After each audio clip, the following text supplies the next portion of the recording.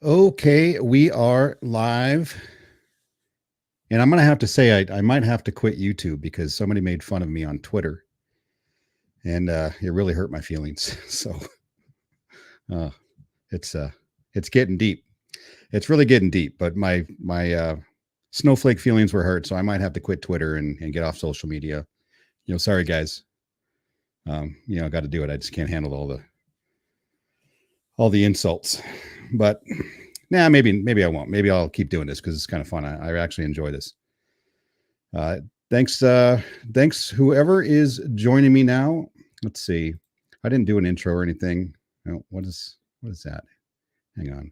I got to show my buddy John. Right, everybody's friend John Smith. Terrarium is early retirement. Yes, John, Terrarium just retired early. See, I can yell too. So what we've got today, we're going to talk about a little bit. We're going to talk about Terrarium. Obviously, I'm sure there's people out there who are going to want to see this. Not going to go too hardcore, right? We're just throwing facts out there, and I want to explain what I mean and what the problem is that we're seeing with projects like this. And to help me explain that, I have got awesome Austin here in the house. So welcome, Austin. What's up, everyone? How's it going? So here's the deal, right? Let's just get straight into it. So let's say you invested in a car company and they were going to promise you a shiny new taxi, right? And then so you're waiting, you're thinking, man, I'm going to be making a lot of money with this taxi, right? This is good utility. I'm going to get out there, pick up a lot of fares, make some good money, get that car paid off, you make some profits. And then time comes for that taxi to be delivered. And they say, what? You know what? We sold those taxis, but I've got something better for you down the road, right? We're going to make limos now, and you're going to make so much more money with this limo. All you have to do is wait. And then they get to the limo delivery, and then they say, well, you know what? We sold those limos to somebody else, and we're going to get you a tour bus, and you're going to be able to take people on tours. The only problem is we need another $6.5 million so we can build that and get you your utility finally, right? That's what I see with Terrarium right now, right? They literally just let people think this TerraPay was going to use Terrarium, right? Not once ever did they say it's going to come with its own token. Am I wrong? No, you're not wrong. I mean, that's exactly this. That's sort of where this is at right now. And I mean, and I think I've said it before. I mean, it's besides everything else, dude, what it comes down to, it's disappointing.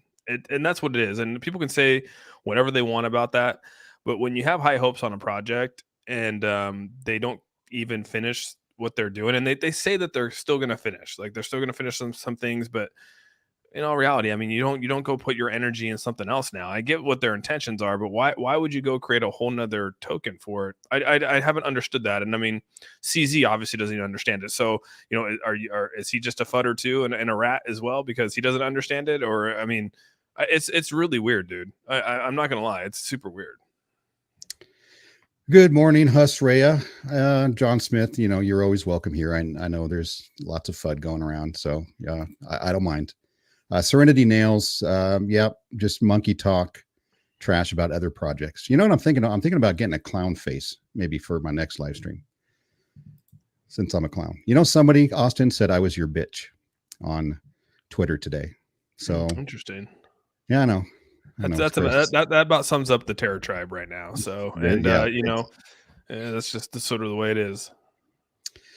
Husraya, good morning. I appreciate you being here. Tim Shea, of course, a good friend to the channel, to all of our channels, really. Good to see you, Tim. So obviously, you pointed out on your channel earlier, but I don't know, some of the people that I have probably may not watch your channel. But this was brought up for Terrarium, right? All new technologies that Terrarium brings will be based only on the Terra token. And this was back in March, the end of March this year. So obviously that wasn't true. And they're going to spin it to say, well, it was always going to be a separate project, right? But they never mentioned a new token ever. And that's my biggest problem. If they had come out in March and said, hey, we're going to come out with TerraPay and it's going to have its own token, and we're like, we have to, we want it to be separate, than the exchange and the NFT platform and whatever else they're trying to build. And Terrapool, which literally doesn't, I don't know if it works. It doesn't work. Nobody's used it. They haven't even done a test run through it, just to show people that it actually works, which is a little bit odd for me. So this is the biggest issue. And I know you have your own beef. You were a marketing officer for him. You worked for him or got paid, right, to put out content for him. And you have your own issues with that. And people want to say, well, they stopped paying you, so you started fudding, and which is stupid. It's stupidity. Well, that's the thing, man. You're right. They did pay me, and I was making Terrarium content before they paid me, right? Way before the pre-sale, during the pre-sale, after the pre-sale, after launch, everything. It wasn't until everything was going and they came back and they said, "Hey, dude, Praveen called me up and said, would you market for us or be on your channel?" And again, I went through that whole thing, and it took me a couple days to decide if I wanted to do it. They were my very first, they're my very first project on the space that I actually took compensation from. And so, Praveen said, yeah, for $4,000, if you basically do X, Y, and Z for us, it'll be good. And so I said, oh, that sounds great. They made that. I didn't even come back and rebuttal anything. I just took it and said, that's amazing. Okay. And that's sort of what it was. And I was thankful for it. I've never said that I wasn't thankful for it. They ended it at the end of June. They came back right after the end of that. A couple days later, they came back and they texted me saying, "Hey, can you get on with Dean for the Terrapool dropping on July 4th?" And again, I wasn't being paid. I got on that July 4th and went out there and talked about it and made a video on it. I actually put out another video on it the next, right then and there for the follow up. And none of that was paid for. I didn't complain or anything like that. I was just there to support the project, continue to support the community all the way until September, when a lot of the reports started to come out by Skywalker and other people about some spending that was done on the blockchain, tying it back to wallets. And then all of a sudden the marketing wallet started to do what it did. Praveen started to do what he did. And I said, we've seen this, this song and dance before, you know what I mean? Like, I'm not going to sit here and let my money walk out my wallet while these people are taking their profits, or whatever you want to call it. Right. And so I took mine, and then they, and that was right around the same time that MetaMonkey, came out.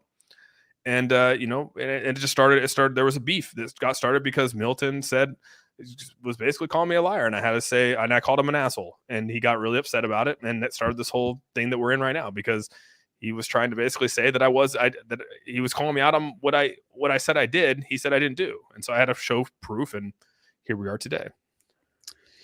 Yeah, and you know what, I've said this before. It's not that we're expecting developers not to make any money or not to sell any. If they have intentions of doing that, all they have to do is communicate that part. Like, just be transparent, be honest about what's going on and what you're doing. If you guys are running out of money, that's also understandable. This market is terrible. It's bleeding funds from everybody. If you need, it's hard to imagine that they're out of money with the amount of money that they supposedly had, and brought over with them from Saitama. But a lot of that, is now worth much, much less than it was when they started.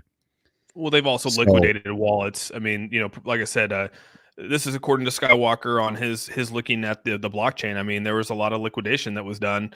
Again, that's under Skywalker, but you can see there, and you can look at those wallets and see that a lot of people sold, a lot of number one wallets sold at the top, and I don't know who they were, but again, there are a lot, like $3.6 million was sold during that whole thing. So I mean, that's a lot of money.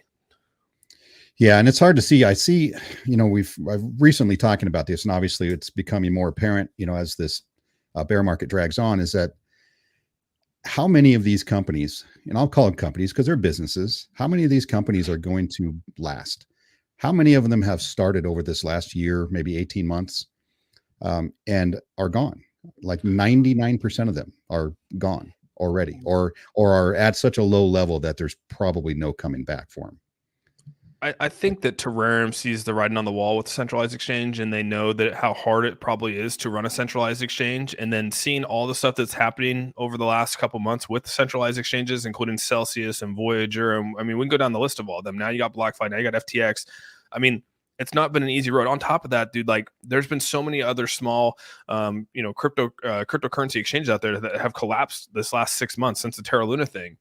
And so this is Yeah. just not a market that you want to actually be in on. You know what I mean? Like this is you do not want to be doing centralized exchanges right now, period. I mean, like why would you do that? And on top of that, where are you going to get your funding to fund a centralized exchange? Because when someone comes and actually shorts you Bitcoin, like who do you think pays for that? The centralized exchange pay for that. They got to pay for the shorting of Bitcoin or shorting of any cryptocurrency on their exchange. And so when you start to really put it together, I think that they're going to struggle. I mean, they might get it out there. I just don't know how far it's going to go. And in times like this, it could be tough. You know what I mean? And I can see how they could struggle doing that. And that's probably why they're, again, if I had to think about it, I mean, they're probably trying to find a different avenue of revenue because their revenue is they're probably not going to get the revenue that they thought they were going to with the centralized exchange. And so now they're finding a new way of revenue by launching another wallet. That's what TerraPay is. TerraPay is just another wallet. It's another payment gateway. They're calling it a payment gateway. It's just another cryptocurrency wallet. Right. And I have more questions on exchanges here in a second, but I want to get through this. That your ledger, or are you just happy to see me? What has happened now? So just a quick synopsis for those of you who aren't on Twitter 24/7 like I am. Terrarium was building an exchange, right? They've been doing this whole time, and they've claimed in the past that all the projects that they're working on are going to be used with the Terra token, right? Their native token. And then they just dropped another utility, TerraPay, which is going to be some sort of a fiat, payment system, fiat to currency. I mean, fiat to crypto, sorry. And then they announced that it's going to have its own coin, and they're trying to sell 5,000 ETH worth, right? Which is another, I don't know where they got that number from, but that is a crazy amount. In order to fund this new project. So that was basically, to me, and I know to Austin and others, this is a slap in the face to the OG holders who hold the Terra token, because now basically it took away some utility that we thought was going to be coming. And I hold Terrarium, I mean, it used to be thousands of dollars. Now it's hundreds of dollars, but we thought that this was going to be some sort of another use case for the Terra token. And obviously that got, rug pulled from us and from everybody in the community. So that's why I put out a bit of a negative video on Terrarium. And I don't like doing that. I really don't. I like to keep it positive. I mean, look, even if I'm shilling some garbage casino coin, slot machine like Optimist and StableFund, and I know Austin's not into that stuff, but this is part of my content, and I'm okay with it because I call it like it is. Like, this is literally a casino play. This is gambling. Most likely that these are going to rug pull at some point in the future, which is why I don't do anything with referrals. So that is basically in a nutshell what happened. Quality Crypto. Hey, Sean. Hey, Quality. How you doing? Good to see you. All the way across the pond there. Tim Shea. Hey, Austin. Also, I did invite your good buddy Brian Patrick. Oh, nice. And he said to tell you hello, but he's in Italy right now, so he's on the date night with his girl. So maybe another time for him. But he's a super nice guy, and he obviously is a bit disappointed as well, which is easy to see. Everybody's saying hi. So I have LeGrand Commission. Thanks for showing up. I appreciate it. Tim Shea. Oh man, see, I'll get behind real quick. So I have everybody saying hi. So I have questions. I'm not an exchange expert, right? I'm not a blockchain expert by any stretch. When an exchange, let's say Terrarium comes up with their exchange, right? They launch it. How do they onboard all the different tokens that they want to be able to sell out of their exchange? So either the tokens go to their exchange and say, hey, can you list us on here? And then those tokens they actually give you liquidity, or you go and you buy your liquidity. I mean, like you're not going to see XRP coming to your exchange and saying, hey, list us on your exchange. You're not going to see Binance come to them and say, hey, list us on your exchange. Right. And so any of these obviously smaller project tokens, they're going to pay a fee in order to get listed on the Terra exchange, right? And then provide liquidity, right? So they're going to actually hand over $30,000 in tokens to fund the pool that you'll be swapping either USDT, USDC, or ETH, whatever their pairing is on that, and that was what you would be swapping it for, and it's probably USDT, I would assume. So this turns into a lot of money that they're in control of, right? That they're holding. 100%. How do they ensure that? They don't. I mean, look Like what if something FTX. goes bad and you get hacked, and what? They're just like, "Oh, sorry, tough shit. Yeah, You're out that's of luck." look what happened to FTX, dude. Billions of dollars lost, and they're like, "Sorry, tough shit. Sucks for you. Should have taken it off." Yeah, yeah. There's so much more to that story too, which is I think it's Yeah. just going to go real deep. Yeah, no, that's just what it is. I mean, like, there's a lot more, I think, to a centralized exchange than even when we first got in here, right? It sounds great on paper. Like, don't get me wrong, like owning a token, trying to be the next Binance, or maybe even, crypto.com, like that's cool and everything like that. But to expect that that's going to take place in the next, 9 months is that's probably on the holders, to assume that was actually going to take place. And I know that they come out and they say it's going to drop here December 26th, which is, again, when you're talking about timing, December is like not the greatest time in the financial sector anyways. Everyone's selling off, they're taking their profits, they're selling their losses to make sure that they're taxed. I mean, like, Yeah, tax and season. again, I don't know, they obviously have a plan. They're 8 weeks off from their original plan, I guess, supposedly. So I guess we'll Yeah, have they to wait did. sort of see what they got, They did say mid-November they were going to launch the exchange, and now they're obviously not. So, and they didn't come out. And this is again is a part of I think the immaturity of Milton and the arrogance that he's got. Right, is that there is zero communication. Right? Did they warn us? A couple weeks ago, a month ago, like, hey, we may have to push the date. We're running into issues. We're testing, stress testing and all that kind of stuff. There's zero communication. Well, that's the thing is, I mean, it goes back, and I'm looking at the thing here, and I know Speakeasy's in here, and I know he's been with Terrarium and stuff like that. Yeah, my big question is I mean, still, do we even know what this token's going to do? Like, what use case is this token going to have to TerraPay? Right. No, we don't know. And that's the thing is why? And if we don't really know what it's going to do for TerraPay, like we don't know really the use case. And again, they can say it's going to do this, but until they can actually really tie that in there, and they say that there's going to be some integration and stuff like that. They're going to have TPay and Terra Exchange interface merge. But that's, again, you can't, like, when you say merge, it's just an interface merge. But like, why couldn't you use the Terra token to drive your TerraPay? Right. Right. Exactly. That's the huge disparity here in the understanding with the community that why do they need a new token? Just tell us that you need more money, that you're running out of funds. Like that's really what it looks like. Yeah, and that's the thing. And I'm gonna and we talked about this just a minute ago.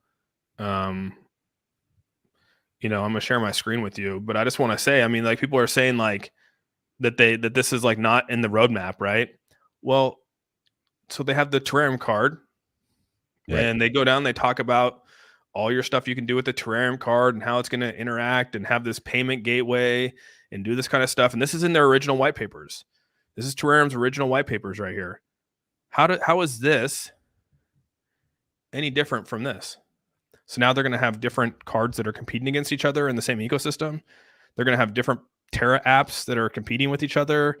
I mean, like, again, I get the concept, but like your explanation of it and how it's going to intertwine and saying that it wasn't on the roadmap, that's fine that it wasn't on the roadmap, but it's definitely in your white paper. So how is this right here, TerraPay, any different from what you said in here? Yeah, no, I do. I definitely remember that. Is that no longer on the on their website as well? Yeah, this white paper is like this is their first. This is their white paper that's still posted on their Terrarium webpage. Yeah, yeah. They probably should. And it's the same lingo, right? They're gonna, it's gonna provide a crypto gateway, and they're gonna be able to load their stuff up and do certain things on the Terra app, and then you go over here and it's the same thing. Easy payment solution. No explanation for that. No explanation at all for that. So I'm sure they're planning an AMA that I won't be attending. I'll probably make another video on Terrarium at some point in the near future, but we're going to wait till things cool down a little bit. And then, we can be objective. Like, and I think you're being objective. I don't care about any of the Twitter beef. It makes no difference to me. I've got thick skin. I'm an old dude. Been called worse, usually daily by my wife. So It really doesn't matter to me. Can you explain to me the difference here? No, I don't, and that's a great point, and that's probably something they should have thought of when they came up with it. I'm just wondering, like they said that this was not thought about, this was not part of the roadmap, this was not part of anything, and that we're the fudders out there don't know what they're talking about and stuff like that. Well, no, the people that actually understand your project and have gone through your white papers and everything constantly and knew what the project that they were talking about, and then you switch it up and you're saying that's not what we were doing. Well, then what are you doing here, dude? Because this looks the same thing to me. Yeah, no, it definitely is the same thing, and this basically, I'm not sure how long ago they had to think about, okay, we're gonna need some more funds for this project. How do we accomplish that? Let's take one of these initial projects we talked about and turn it into something different, and that's what they did. Yeah, it's quite. And It's then just. I mean, I get that they're probably going to change some things up, but to say that this is a brand new idea and it wasn't part of the original roadmap, I don't know. I just don't know if that's. I don't know. It's just not what I always thought it as. You know what I mean? So yeah, and I look at I'll call it like it is. It's they lied about it, and they didn't really cover their tracks very well. So I don't know. I mean, there really isn't anything else to say about it. That's just it's the exact. It's the exact it's same the thing, same dude. thing. Almost the exact same thing. I mean, they might have changed some words up and might have added a couple things here because again, this was more for like a card that was going to be paid on their Terra app, and their Terra app has been a part of the their roadmap from day one. So I mean, if you go back to the original Terra, I went back and looked at my original video to just make sure that this roadmap hadn't changed. Even though they've updated the website, this roadmap hasn't really changed. But this Terra app has been there for quite some time. And Yeah, and they still so haven't launched it.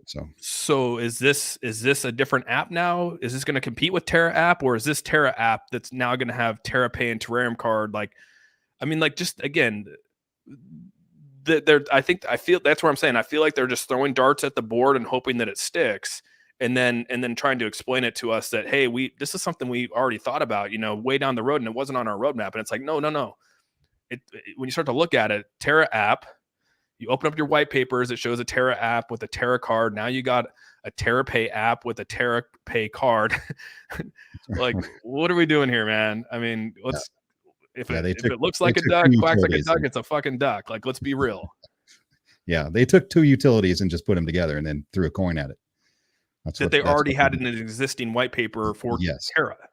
Yes, 100%. Bernie, how you doing? Thanks for being here. Appreciate it. Just got to get through some of these. Cool and Chris, everybody who's showed up, I appreciate you guys.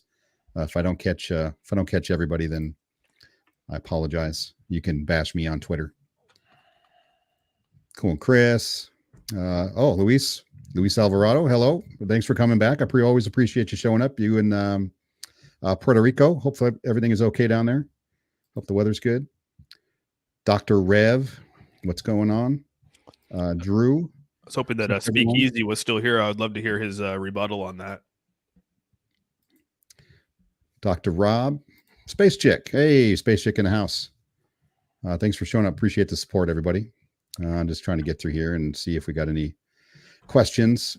Dr. Rob, sneaky devs will destroy a good project every time. Yeah, lack of communication, lack of transparency will kill all projects. That is a guarantee. Space Chick, kicked the lava lamp yet? It's Summers. How you doing? It's Summers. Thanks for showing up. I appreciate you being here. You want to talk? I'll throw you a link if you got time here in a minute. Hello, Burger Boy. Oh, here we go. What dip sauce are you going to talk today? You got haters, man. I got to be honest. I was assuming I was going to get more hate on my video, and I didn't. I was very disappointed. On this one or on your previous one? No, on the previous one where I talked a little bit of trash about Terrarium. I think because everybody knew I was speaking the truth. Like I'm just asking solid questions. Like why? What's the reason? What's the point? Well, why would you not? That's where, and that was my very first tweet when I said I said I'm not. I didn't want to come out and say anything, but and those are my questions that I stated, and that's where Milton came back and he started just talking mad shit. And it was just like, no, I just posed questions, dude. It wasn't even like I was trying. I'm just literally saying, why this? If this was the original plan to be the token, and then now they're coming back and say, well, no, that this is a different token. And it's like if that's really what you're trying to spin, like I get it, dude. Like, okay, but that's not what originally this is all about. So, my very first tweet a long time ago, and it'll probably be hard for you to find, but I mean, that's what it was. I just posed questions. Why are we doing this? Why are you doing it this way? And I just feel bad for the holders, because I feel that you're having two tokens in the same ecosystem. You can say that they're not in the ecosystem, but one's called Terrarium, the other one's called Terrapay. I mean, so they're underneath the same company. So of course they're going to compete against each other. Right. Yeah, absolutely. So that's not the answer. That's not the answer, Speakeasy, dude. No, I haven't. Oh, here we go. Speakeasy. So I wanted to say I kind of understood. So obviously I started my YouTube journey when I was watching Rodney and you and a couple others, and in Saitama, because I had thousands of dollars in Saitama, right? I was a little upset at Rodney for kind of jumping out at the team. At the time I'm like, hey, why can't you just calm it down a little bit? Like, let's, because I mean, I was emotional about my money, about my investment. And then yesterday or the day before, it kind of clicked in me, because Rodney had a community to look after, right? And he's got to be responsible, just like you, trying to be responsible to your community you've built. Now I have a small community, but I also felt that responsibility. Like, I need to say something, right? We can't just let things go unchecked. If it's just me and my investment, and by myself, didn't have a channel, didn't talk to anybody, I'm probably not going to say anything, right? I'm going to be disappointed, but be disappointed by myself. But since I have, other people that are listening to me, whether they like what I say or not, I have to be honest about the things that I see that are going on, and try to help them, try to help guide basically, what they're looking at, and help them understand why this isn't a good thing. So it did click, why Rodney was so critical about that. I mean, he has his own style, of course. It makes it entertaining. John Crispalla, hey bud, how you doing? Appreciate you showing up. Okay, let's get down to. I sold my Terra as soon as Milton started bitching on Twitter about Austin a few months back. Shocking that the head guy, yeah, you don't see heads of other companies get on Twitter and just start talking shit. Like, that's just, you don't see that. It's unprofessional. Only in the shitcoin realm. Yes. This is very interesting. So is this what we're doing now? Yeah, I'm going to say, yeah. Thanks for, I appreciate you showing up, Speakeasy. Thanks for the support. Here we go. So you are not upset and you don't feel duped with this new token surprise? This was a surprise. It was absolutely a surprise. I don't, but that's because I know what it's going to be used for. Okay. I mean, I'll be honest. Maybe you knew this was coming. Maybe they told you specifically that they were coming out with a new token, but nah, I was under the assumption. They didn't tell him at all, dude. No, I'm being facetious. No, I was with the understanding that, my small bag of Terrarium might be more useful today because they were coming out with Terrapay. Like, that's what I was thinking was going to happen. A little excited for it, but not really, because these things take a lot of time, if they even work out at all. So my expectations were tamped down a little bit, but coming out with a new token just is an absolute kick in the balls. Hey, Austin and Sean, let it rip 100. Yeah, the truth hurts, but it is necessary. Michael, I appreciate you showing up, Crypto Lounge. And you guys go check out these other guys' channel. Crypto Lounge has a great channel, a lot of great content. Space Chick Crypto also. Tim Shea, Daniel, Speakeasy. Here we go. So this is my question, just out of curiosity for everybody on here. What happens if there's liquidity partnerships? I'll let you take that, Austin. What does it say? So is my question, just out of curiosity for everybody on here, what happens if there's liquidity partnerships? Okay, like, yeah, does it matter? No, I mean, like, okay, they have a liquidity partnership. So you're talking about the Binance thing? Are you kidding me? Like, did they have a liquidity Binance partnership? Is that what you're referring to, Speakeasy? Come on. Hey, Daniel, thanks for showing up. I appreciate it. Doesn't matter what it's used for. If there's a token competing with your current holding that was not disclosed to you when they said no other token, love you, bro, but you can't push this to people. Dr. Rob, 100%. 100% right there. It's disappointing. No communication, no forewarning, no heads up like, hey, this thing's going to have a new token. We want you guys to spend $6.5 million now to fund, this separate side project. That token's not going to compete with the other one. That's what I keep trying to tell you, but that's fine. Keep talking. Yeah, I'll keep talking. It's my channel. Do whatever the hell I want. I appreciate you showing up, Speakeasy. We're just talking, right? We can be adults and have differing opinions and right. I like free speech. So you get your opinion, I get mine. Sup, Daniel? The token died with the Binance email. It's been a long, slow death. I was holding out hope, because I think it's a good project. And maybe if the market was a little bit different, maybe if we were on a bull run here, it might turn out differently. I have no idea, right? I thought it was one of the decent projects out there. At least, it sounded good, even though the devs, they've been a little suspect for a while. Why didn't they integrate William? Thanks for showing up, William. I appreciate it. Why didn't they integrate TerraPay into the ecosystem where that's the $1 million question, William. Why didn't they integrate TerraPay into the ecosystem where Terra could be used? Right. I mean, I think now they're coming back and they're trying to say that Terra is going to be used for, the gas fees on that TerraPay platform. Well, they said they're going to use it for burn. So now they became a hyper-deflationary token again. I mean, like, we already know, like, that's the thing is, I guess where I looked at it, right? I mean, when I think of hyper-deflationary tokens, I think of shit coins. Like, I really do. And I think we could all agree to that. I'm not, and again, SHIB is the only one that can actually make it outside this hyper-deflationary because of who they are. But now coming back and saying that we're going to now institute burns and this is going to work together so we can decrease supply off the burns and things like that. We've already seen what Terrarium does with burns. Yeah.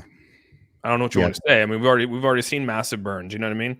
And that's what's crazy about it is Milton said that they were, that they were looking at burning the marketing wallet, but now they're not burning the marketing wallet. They're using the marketing wallet. So, I mean, things change. But right. Obviously we can't have changed opinions, but no, and that's one of the things I really don't get. And it's Summers. Yeah. They just don't, have the funds to release this exchange. They probably don't. I mean, this bear market is dragging funds out of everybody.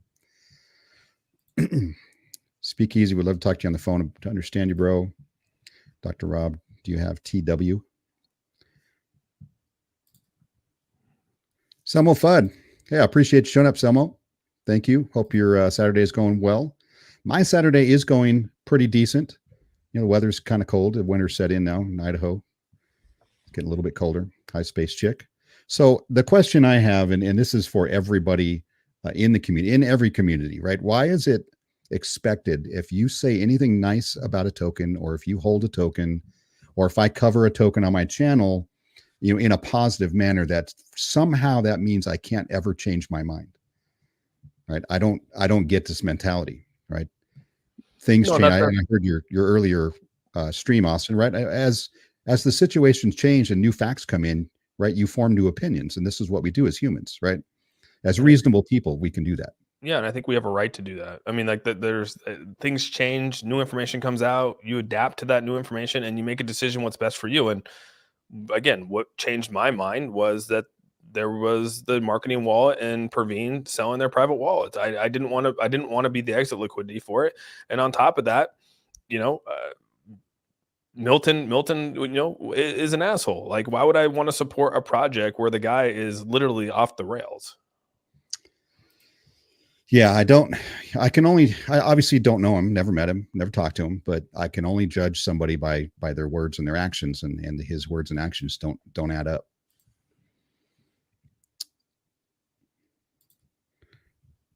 I just can't believe this token survived past the Binance email. Well, I'll tell you, there's a lot of people who were very bullish on this project. I mean, a lot of us, and I was one of them. I allow a project. These are run by people, right? These are humans. Mistakes will be made. Like, they're not perfect. So if somebody got duped by a Binance email or whatever the situation was in reality, Dr. Praveen lost $180,000 or whatever it was.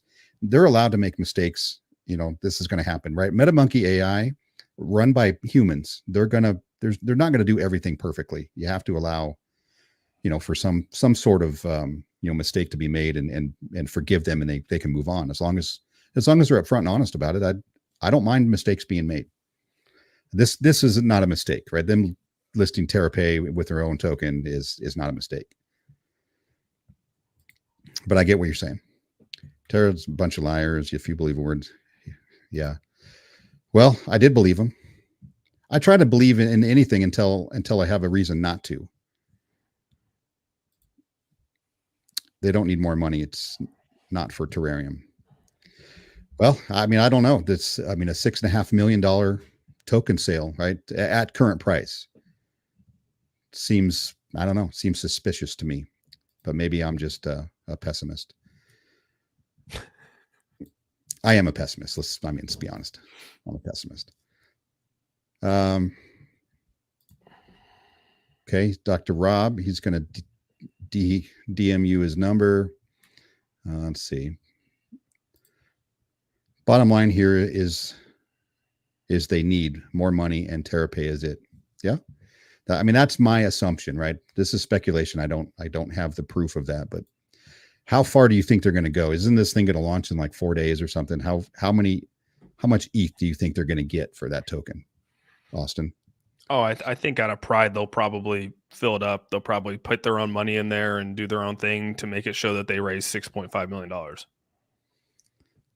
And I know that there's no way the community is going to do that. There's no way that happens. That's just my honest, again, that's just my honest opinion. You know what I mean?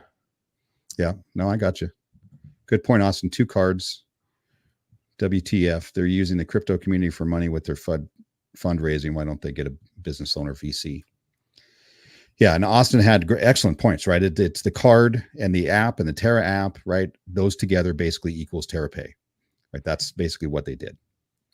Yeah, and so like the Terra app, and I get that they can come back and say the Terra app is for the Terra exchange. Like they could come back and say, well, no, that Terra app is actually the exchange app, and that's where in the white papers, I guess they can say, I'm looking at the white papers here, and they are saying, I think they said that there's an integration into, I don't know where their TerraPay. Oh, right here. They did say there was going to be an integration to. Wow, their page. What the fudge? There's going to be an integration to their, what is it? Payment or, yeah. So it's going to say TPay and Terra exchange interface merge. But I mean, like, what does that even mean? They're using the same app. Like, it's just, so you're going to create 2 different apps and have 2 different interfaces and have all this kind of stuff. And so what really got me here to make this think that this is just another wallet was because they came out and they said, they're going to have a WooCommerce plugin integration. So again, something that MetaMonkey AI is working on, right? The WooCommerce thing. And then in addition to that, they're going to have a POS system and they're going to have a hardware wallet integration. So basically TerraPay, they're just opening up another wallet out there to be able to to take and make payments just like any other, like any other thing out there. And they're going to integrate it with Terrarium. So, and aren't they saying this is the first of its kind? Yeah, first of its kind, enabling instant and borderless crypto payments, which is exactly what XRP does. They've been doing that since 2013. So yeah, I mean, it takes a entrenched hybrid payment gateway that has the strengths of both centralized and decentralized systems. Yeah, what is that? I don't know what that means. TerraPay enables businesses to accept payments in fiat and cryptocurrency. I mean, like this is nothing that's extraordinary, but I mean, like, hey, do your thing. It goes back to to say that this wasn't already thought about. You're already doing it. This is already in your original white papers. Why are you attaching it to a new token? That's our biggest question here. And they can sit there and say that, it's because we need X, Y, and Z, but it just seems. Yeah, if you had their own exchange, if they had their own exchange, they had Terra exchange going, and then they did this, and they launched it on a new token on their exchange, on their chain. That's a different. Yeah. I think that's different, right? That's a different story, absolutely. And I want to be honest. I don't have an issue with the TerraPay app or whatever it's going to be. I don't have a problem with that in and of itself. It's the way they brought it out. So you Terrarium maxis. I'm not slamming. I mean, I thought the website looks fantastic. The white paper, not so much, because it's pretty much just copies of the website pages. But it's there's nothing wrong with coming out with something like that. It's just the way they did it is the issue, right? Coming out with an exchange, there's nothing wrong with that. And it's going to be difficult, just like Austin said. But it's the way they're doing it. I think that has everybody ruffled, and not just me, not just Austin. I guarantee you are a bunch of Terrarium holders who are not happy right now with what's going on. Thank you, Space Chick. Like and subscribe. I appreciate it. It's throwing shit at the wall and seeing how much can stick. Yep, that's exactly what I said the first day that came out. I mean, they're just going to keep throwing stuff out there. They figure something's going to work, something's going to bring them back. Marty, hey Marty, thanks for showing up. I appreciate it. Let's see, Drew. Money grabs majority of the time. Unfortunately, I don't want to say. I've already said money grab, so I guess I can say it again. Hopefully they prove me wrong. I don't want Terrarium to fail, right? I don't want any project in crypto to fail, right? It doesn't look good for crypto in general. But I mean, we have FTX, right, and we've got all these other major platforms that are going down. Right, they're doing the job for everybody, really. Maybe they have great intentions. Play devil's advocate. Why not do a Twitter space? Yeah, their communication is terrible, Dr. Rob. It is horrible. Right, they're not telling and I think it's their pride that's getting in the way. Right, they're not beholden to their community, and they've said that before. Like they don't owe the community anything. That's what they think. They're going to do whatever they're going to do, and you're going to like it. The French fry guy is here. How can they launch their blockchain and use Terra, which is wrapped with ETH, as a native token for it? That, William, I don't have an answer for that. Austin? I mean, it's the same. Like I said, I mean, even when you talk about use case, like they're still not going to have use case with it. I don't care what anyone says. For the exchange. Right. I mean, their exchange, their utility for the Terra token for the exchange is just like FTX did. You hold it, and if you hold a certain amount of it, you get certain perks. That's what I thought I read at some point with the Terra exchange. But as far as like it doing anything, I mean, like again, that you can't a token right now, like an Ethereum based token, doesn't have value to it until you have a coin, until it becomes a coin, until you have a blockchain and you're able to wrap it in your own, do your own thing with it. Right now you're under the smart contract of Ethereum. So it's very hard for utilities to have like Ethereum based tokens to actually have utility. I mean, it really is. And you can't name one token out there that has legit utility that is like an Ethereum based token. Right. Yeah. You're only using it. You're only using it to access, something else. That's right. It, dude. And so like, so when you start to think about it, you're like, oh man, the only people that were actually able to accomplish this was Decentraland, Sandbox, ApeCoin, because they're building a metaverse where you can actually use their tokens to buy NFTs or ERC. They're selling properties with ERC20 NFTs. I mean, like, and they're taking it in the form of their mana, which converts it into Ethereum. So I mean, like, there's so many different ways around it, but I just don't see that in this. I don't know, man. Yeah, and all those people out there in the community, they're just waiting for this exchange to drop, thinking their token's going to go to the moon. They're about to be disappointed. Yeah, it's not tied to anything. It's not tied to anything at all. Yeah, no, you don't need the token to use the exchange. At this point, there's just no reason for it. So, in March, Milton tweeted that Terra token. Yeah, I went over that earlier. Yeah, there's the tweets out there. He said the Terra token would be the only token. Mashinsky and SBF are Jewish. The non-Jews billionaires in space are Freemasons. Okay, we're not going to get into that. Sniff, I appreciate you showing up. That's a whole nother podcast. Okay, going back, literally want to know how they got past that Binance email. I know this, they went round and round. This was a big issue, when it happened. I don't know. Somebody got duped. Hung like a turtle. How you doing? Hung like a turtle. I appreciate you showing up and showing support. Hey, Hung, Speakeasy has inside information. Okay. Seriously, Serena, I expected more from you to be like that too. Well, everybody's a little butthurt right now. Guy Richards, hey, the man of the hour. He's the man who came up with There the he tweet. is. Yeah. So this was. Let me go back to that one tweet. Just anybody who came in late. This is what he posted, which is perfect. All right. This is the perfect sentiment for what's going on. Right. All new technologies he was on a tear, bro. Will be based only on Terra. Right. This was in March, the end of March. I appreciate that guy pulling out the history there. Thanks for showing up. I appreciate that.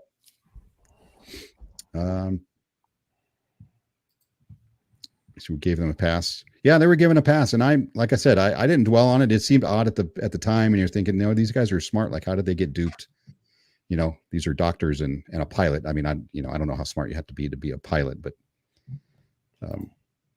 apparently he thinks he's pretty smart. Let me ask the question. Obviously not that. Will you be willing to admit you're wrong if, for example, 1 year from now? 100%. I would love for this thing to just crush it and come back a year and be like, yeah, I guess I was wrong. You know, good for them. Like they did something, right? I have a bag of Terrarium, right, that I'm not selling because it's not really worth selling right now. So I hope they do big things, but it's hard to see from here. You know, to answer that, this is not about the token, dude. This is about, for me personally, this is about the leadership of the token. You invest in a project because of the dev team, especially in its infancy state. And to see Milton as a leader, imagine, okay, so say in a year that they make it, imagine him. Could you see CZ doing this stuff? You see the leaders of these big projects acting the way he's acting on Twitter. You don't see that, dude. And so for him to even be in a position where they're taken serious, you'd go back and look at his past history and just laugh at it. And if that's how he's going to continue to carry himself on Twitter, again, you can't invest. Like no one's going to invest in that. Even if CZ went back and looked at the history of the CEO, he'd be like, what the hell is that? You know what I mean? Yeah, literally. I mean, like, so I don't care what the project does. It's about the leadership. This is the reason why I got out of this is because of the leadership, not because of the token. Yeah, you're investing in people. That's what you're doing. And you're people invested in FTX because of Sam Bankman-Fried. People invested in Tesla because of Elon. People invest in Doge because of Elon. People invest in in BNB because of CZ. People invest in Ethereum because of Vitalik. I mean, like, are we really arguing that right now? I don't know. It's just me. No, you're 100% right. I mean, that is correct. You invest in the people, and once you lose that trust and respect, then you divest. Why they get a pass after Binance? I wrote them off after that. I totally forgot. Why did they get a pass? So just like I said before, I mean, these guys, I understand mistakes are going to be made. None of this stuff is going to be perfect, right? And if you're expecting perfection, then you're not going to invest in any of these projects because at some point they're gonna screw up. Everybody knows the exchange has to announce it. Yeah, that was part of it, right? That was one of the big questions. Did they let the cat out of the bag too early, and then the exchange pulled it, or was it a fake, email and they got scammed? Who knows? Space, we're in love with the stripper. I don't know what that reference is to. T-Pain, we're in love with the stripper. Oh, gotcha. Even though they open up the CEX, how are they going to back the investors' money up if they have to rely on marketing wallet to make payroll? Well, I don't know that they have to back, the investors' money. Like Austin was explaining, because I don't know the ins and outs of exchanges like that, how you build it. But, if tokens are providing liquidity, they're not coming out of pocket with anything at that point. And if they're able to do whatever they want to do once you give them that, I mean, that's under the, you know what I mean? Like, just like SBF did. I mean, all that money, he could do whatever he wanted to do with it. He was taking money from accounts. He was moving things around. I mean, like, when you start to think about the number 2 exchange in the world was doing this shady shit, what do you think these bottom tier centralized exchanges are going to be like? I'm not saying that's going to be Terrarium. I'm just saying, you don't think that these other centralized exchanges down here at the bottom, or these bottom feeders, are doing the same thing? Yeah, didn't you say how many doing it? The number 100 150, 200,000 is not doing it. Come on. Yeah. Yeah. Before regulation, this is going to continue. But my point, just a quick point with FTX, it wasn't lack of regulation that caused this. It was fraud and theft. That's what caused this crash, right? And there's already laws on the books for that. Regulation wouldn't have stopped it. Regulation. How many times? I mean, well, no, I think that I think regulation where there needs to be a line drawn is just like the stock market. And I know people don't like it, but I mean, there needs to be a separation between asset and so like, you have like let's just take TD Ameritrade, right? There's a separation between asset and exchange. So, you have to like the NASDAQ and the New York Stock Exchange are separate from TD Ameritrade and Fidelity. And you got to go through Fidelity to be able to get in there because, again, they're separating exchange from asset. And when you have exchange and asset under one house, it creates what we're seeing with FTX and Voyager and all these other ones because they're manipulating and doing whatever they want to do because there's no separation. And so they're going to have to figure that out. Yeah, because what they did is they took depositors' money or investors' money, and then I guess he shipped it off to Alameda, which is one of his other trading groups, and got over leveraged there, and they lost it. Right. Correct. So there's, like I said, there's going to be more, coming out. I'm sure over the next weeks of this. Hey, Akash Varma, I appreciate you watching the stream today. In Terrarium, I'm assuming. Hey, I normally don't say things in live chats, but there's a surprise. This AMA, please be there this Tuesday. I'm assuming you're talking about a Terrarium AMA. And Dr. Rob has a good point, right? This was going to be my answer. AMA is a one-way conversation with Terrarium, right? It's usually not a question and answer session, right? AMA means ask me anything. And normally with theirs, you don't get to ask questions. They just tell you what they want you to hear. Or they tell you what they want to say, right? And you don't really get to drill down and be critical with them. They need to open a Twitter space. Yes, that would be much better if people could get on and actually ask questions.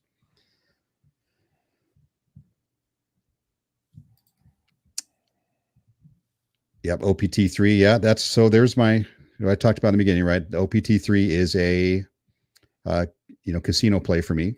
I'm still in it. We're going to talk about that in a minute. I don't know if Austin wants to sit through all of that. I'm going to go through a couple of other things that I talk about. That's kind of where some of my subscribers came from, and that's what they're here. They're probably not here to hear all this drama. Yeah, but whenever we're done, I'll probably hop off. I got a sick daughter I got to take care of. She's been battling it and all that. So yeah, we'll get through this. Like I said, we can keep answering these things. And I like I said, I mean, dude, people are going to hate now. They're going to be upset. They don't like the other people saying things about their crypto, but no one in this space has delivered anything. And, Terrarium's been out for 9 months and still hasn't delivered anything. Even if they drop an exchange, it does nothing for the token. That's cool if they have an exchange. That's not utility for the token. It's not use case for the token. Again, we've said this from day one. The use case for the token was the Terra chain. Right. When the Terra chain comes out, that's when we have it. You know what I mean? So when these chains come out on these projects, that's when there's actual like potential use case behind these things.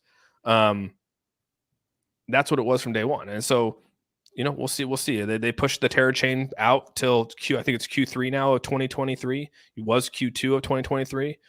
So they pushed the Terra chain out as well. So we're still a year away from the Terra chain. So we're really technically a year away from use case. You know what I mean? So yeah. Yep. Hip. I don't know what that is. Hiprep. Sorry if I'm butchering the name. OPT3. So I'm going to go through that as soon as Austin, we get through this another few minutes, and Austin's got to go take care of his sick daughter. And then we're going to go through OPT3 and StableFund and all the other info out there I want to talk about. But I appreciate you showing up. Let's see. All the way Inu Drip Maxi. What's up, guys? Thanks for bringing a space where people can gather and communicate in these times. Yep. Yeah, no, not at all. This is exactly why I'm here. And I know Austin does a good job over on his channel. He's got massive, so I don't know how he deals with, I don't know how he deals with the chat. I don't know either, man. It takes a second. Sean, you can't be human. Duh.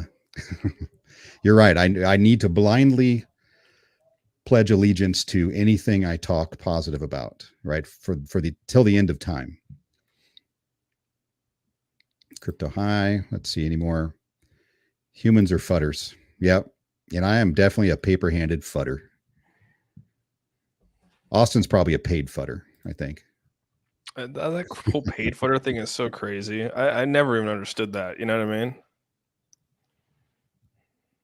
Saying have a mature combo, then calling names so mature. Yeah, well, I'm not mature. Oh yeah, I was gonna say the call. I mean, I called. I was referring back to my original tweet to him calling him an asshole. That was when I was referring to that. So That's okay. Everybody's allowed. I called the Terrarium maxis that were, um, saying mean things to me. I called them asshats. I mean, idiots. Milton called me an asshole yesterday. So he called me.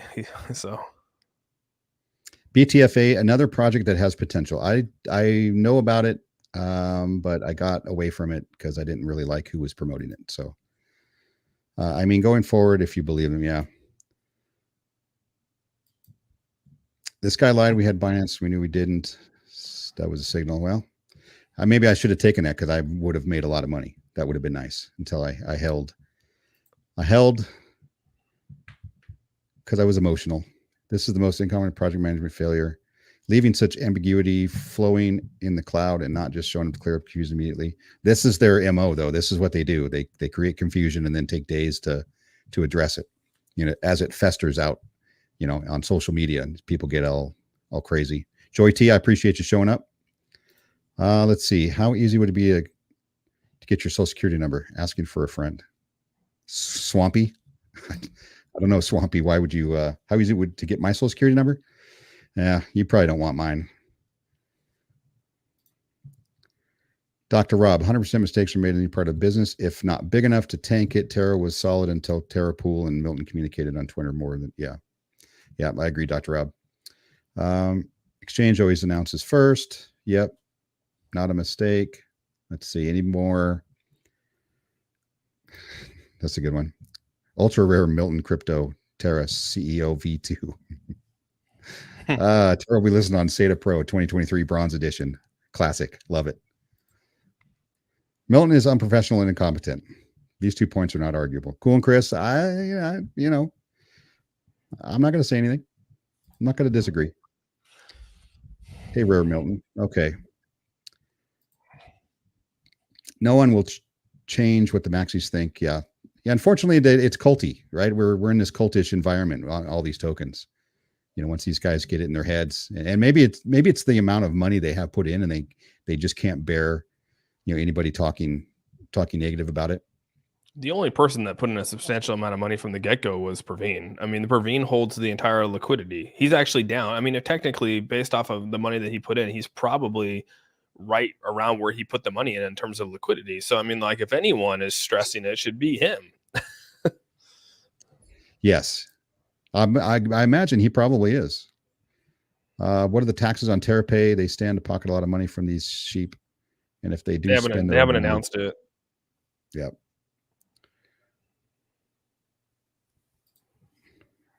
Aren't you saying the same things about MMAI and make it look like it's the only one in the market? I don't know. I'm not sure what you're referring to. The talking about the wallet, the payment solution. And yeah, it is the only thing in the market, dude, because it's patented technology. No one has the offline transaction capabilities. There's nothing out there that has it. It's been NS Labs has owned that for quite some time now. And then when they release the online offline wallet and it could become a cold storage, I don't know another token or another wallet that has that. Do you, Sean? No, I do not know that. That there isn't. I mean, I think we know that there isn't. There isn't. That's what I mean. Like, so I'm not saying that the wallets don't exist out there. Tons of wallets exist. You just got to make things differently, and that wallet is going to also do things that are differently, like vote, do other things that are bring in use case to it. Being able to go out there and do things for the transportation side of it for in Nigeria. So they're building it towards those kind of things, and not necessarily to crypto or payment gateways for that kind of stuff. Like they're trying to branch outside into real world stuff to use that app and that wallet, not the same old be all, payment solution system inside crypto and e-commerce. It's going to be more than that, and it's already proven to be more than that. So right. So WooCommerce, not affiliated with the Wu-Tang Clan. Great group though. Later Space Chick. Let's see. Austin's just mad because he drives a Kia van. Do you drive a Kia van, Austin? Love my Kia van, dude. Nice. Don't be flooding my Kia. Don't be flooding my Kia van, dude. So if they're going to put their money up to fill it up, what's the point of telling people they probably need more money? I've never said that. So there's been people out there that said that it's this is a money grab, and they could do it. I think that they have money. I saw the transactions that Skywalker put out there with money that was pulled out. I'm not going to sit here and say that these people are poor, because they're not. They made a lot of money off this, from taxes, from collecting taxes, from buys and sells. They made a lot of money on the pre-sale side of this. In addition to that, they obviously sold some tokens too, because you can go back and look at the transaction histories that Skywalker put out there, which was millions of dollars. And so I wasn't. This is not about them being poor or them not having the money to do this. That's never been my argument here. My argument has been exactly what Guy Richards posted on screen right there, is that this was supposed to be the original token, and it sucks to see a new token launching that should have been under Terra, because we should have been growing Terra. Like, why are you creating another token? And I get you're going to try to work on both of them. Like, that's great and everything like that. It just is not. Some people have different opinions. It just is what it is, right? Yeah. Your opinion is different than mine. Yeah, I don't agree with the. I don't think they should have another project going until they get finish the first one, or at least get the first one up and running, right? I don't believe in splitting, that workload with whoever they have working for them, right? That's a lot of work, especially in this market. Why aren't they getting these devs to go work on their blockchain so they can actually bring utility to Terra? Why are they taking these developers and putting them onto a TerraPay, system? Or if they already did that, like why weren't you putting your energy towards things that brought use case to the token that everyone held? That's the argument here, and that's the only argument that there is. And they can sit here and say, well, we still are. Well, no, you're not, because now you're focusing on a whole nother cryptocurrency project. You know what I mean? And trust me, I've been working with MetaMonkey AI and all the things that they got going on. And trust me, it's a lot of work to work on a project to make it succeed. And so I know what needs to happen. And so for them to go launch another token, it's just, man. Hang on one second here. I'm going to bring on somebody. No, where is it? Now I get all confused. So also, I'm going to let you go if you need to run. Right. Well, obviously we can chat. We can talk about this all day long. Yeah. This can go on for a while, dude, for sure. Yeah. And I'm over it myself. It's just, and I'll probably, like I said, I'll probably put out another video about it, see what they say in their AMA and just cover that and, let it go from there. But this kind of stuff has to be said, and it sucks that we have to, deal with the negativity out there just because we have differing opinions and we're asking questions like why on earth would you do this to your community? And that's going to rile up everybody. So I appreciate your perspective. No, and I appreciate you having me on here today. And like I said, sorry that my first time on here. I think it's my first time on. It's my first time on here. I can't remember. I think it is. Maybe not. We had on the Saturdays, my Saturday stream. Yeah. So I have one more question before you go. Okay. And this is for everybody, right? So if MetaMonkey decided they're just going to drop another project with a new token, right, out there, not really mention it to anybody, what would you do? Would you say something about it? Would you be critical about it? Yeah. I'd be pissed. Would you air that? Yeah, hell yeah, I would. I've said, I think people they don't understand who I am and how I've always been. They think that trust me, dude. I don't know, man. I don't need to sit here and say, you know who I am as a person. I think I've stayed true to who I am. You can't go and change yourself. The people that actually stop talking about it because they're being paid, or or when they start to see red flags, they just cover them up and push them to the wayside, even though you're working for a project. I told Andrew and Augie and them that like they know who they're getting. I put that in my contract, dude. I literally rewrote my portion of the contract and stated that like if I see anything, you're not gonna hold me accountable for feeling the way I feel about it. You know what I mean? And Yeah. I think that that's the right thing to do in the space that we're in. You know what I mean? We are in a weird, like wild west space. Things can go sideways, and we're all able to change our tunes on projects. Again, I think the team is great. They're humble. They are they'll fall on a sword if it needs to be. You know, they're aggressive. They're businessmen, and I just personally like that. And they haven't done us dirty. Like I said, I went out and spent my own money to get Skywalker to review our contract, to review all of our transactions, to review if anything, nefarious or anything bad was happening. And he did it this week, and he came back and said, like, our pre-sale, our token transfers were flawless. And on top of that, he came back and said that he doesn't see anything crazy. There's a couple of things that he suggested for some, like, making some things look better from like a liquidity standpoint, so that when you go on Token Sniffer, it's not maybe boost your score. But he's like, nothing like from a red flag standpoint, like everything's great. I was so nervous about the report, but I wanted to know for myself, because again, we've gotten caught with our pants down. Now, all these things came out about Terrarium, all these things came out about St. Thomas, and it was like, dude, I want to know now if there's anything out there that I should be aware of. And I want the community to know too, because I didn't want to be caught like that again. And so that's what I'm doing here, dude. And I will continue to do that until the day they tell me, you know what, Austin, it's time for you to pack your bags. And people already said, Austin should not be in the CMO position. He should move on because he's been out there talking crap and it looks bad on MetaMonkey.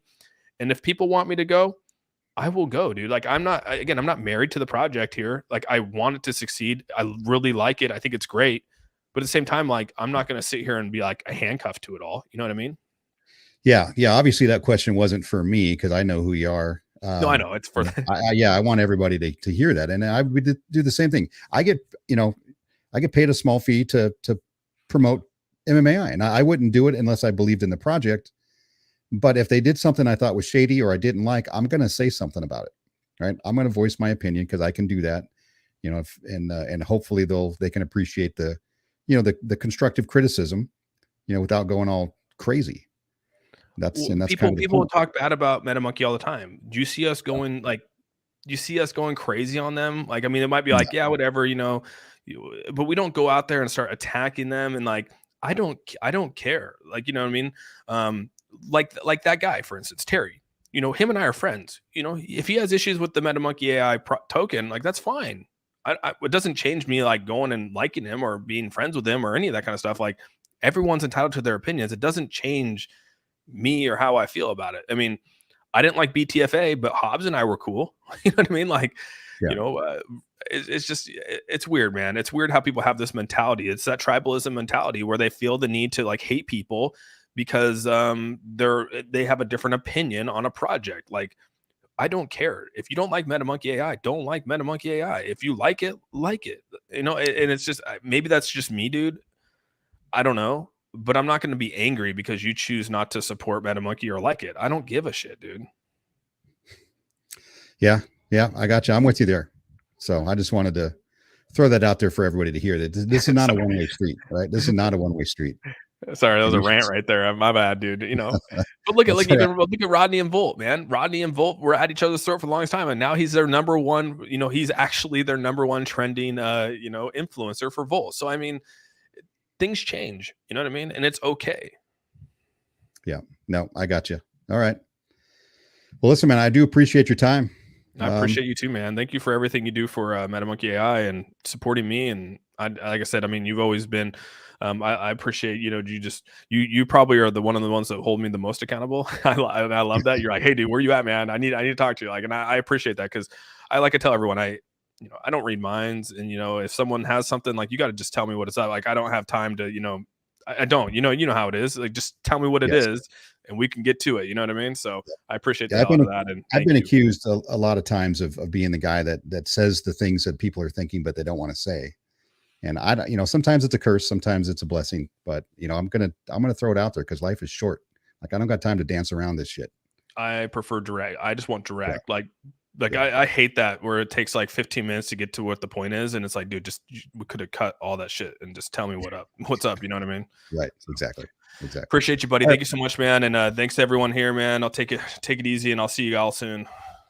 All right. Thanks, Austin. All right, man. Bye bye. So I think that's going to be the end of the Terrarium talk for now, unless anybody has really any pressing questions, or maybe you want to throw some really funny insults my way. I appreciate, a good funny insult. If you don't like me, that's totally fine. A lot of people don't like me. Terrarium is the only project you have money in. Oh, asking a question. Yours the only clown here. Oh, it's Summers. Yeah, I don't mind. Free speech is a thing that exists here, at least in my country, in our country. People could say what they want. People invest in IWN. Yes, IWN for the win. Summers, don't start, man. No point going on with you. Stalking me. Okay. Daniel. Daniel, I thought it was funny. I know Austin probably doesn't care. Milton Silence Romana for Twitter Spaces. Also, or Wilmond are in the TerraPay website. Huh. That's interesting. Sniff. All right, let's go. You told me dumb. Sniff. It's going to happen. Metaverse, there's going to be a stand.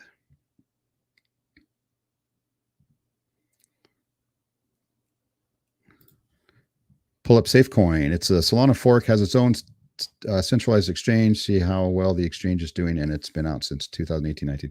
You know what? I'm gonna look that one up. Not right now, but just give me some info for later. Let's see. Summers is having a little beef with a cache. Let's see. Let's go down. Daniel. That was my point. They cannot back the investment. They will never open in the U.S. when regulation comes. Yeah, and they say that they're regulated, or they're how do they word it? They got I forget how they worded it, but basically that they were clear to do business in the U.S. And I'm pretty sure that is not the case, especially with what they're doing. So I agree with you, Daniel. I thought you were saying minivan. Let's keep going. No hard feelings. Human straight path. Well, crushers. Yeah, I'm assuming. Bree, I'm sorry if I'm skipping over. Lazy Jedi. Thanks for showing up. I appreciate it. If you're still in here, Bree, appreciate you as well. Shaman, good to see some new faces. Haven't seen in a little while. Obviously, I don't always cover the stuff everybody wants to talk about. I'll say it like this. Right. I'm into, a couple of DGen DeFi plays because they're more fun than what's going on in the market right now. Right. Nobody wants to hear me talk about the Bitcoin chart and Ethereum chart and all that stuff. Right. It's just not sexy, and it's not fun. It's a little bit depressing right now. So, in these crazy DeFi, projects where, I imagine they're all going to rug at some point, seeing if we can make a buck here or there. But I also pride myself in calling it like I see it. So, and I'm going to let you know, these are complete degen plays. This is it's a slot machine, right? We're hoping we win, but we're going to lose sometimes as well. ASMR fan, I do appreciate you being here as well. You're always in here holding it down. John Crispala, ready for our rematch tomorrow, Austin? John, I sent you a link if you want to jump in at some point. You want to chat. There's an AMA Tuesday. Hopefully they can give the community some info and go from there. Yes. Hopefully it is good information and not just kind of pandering to calm everybody down.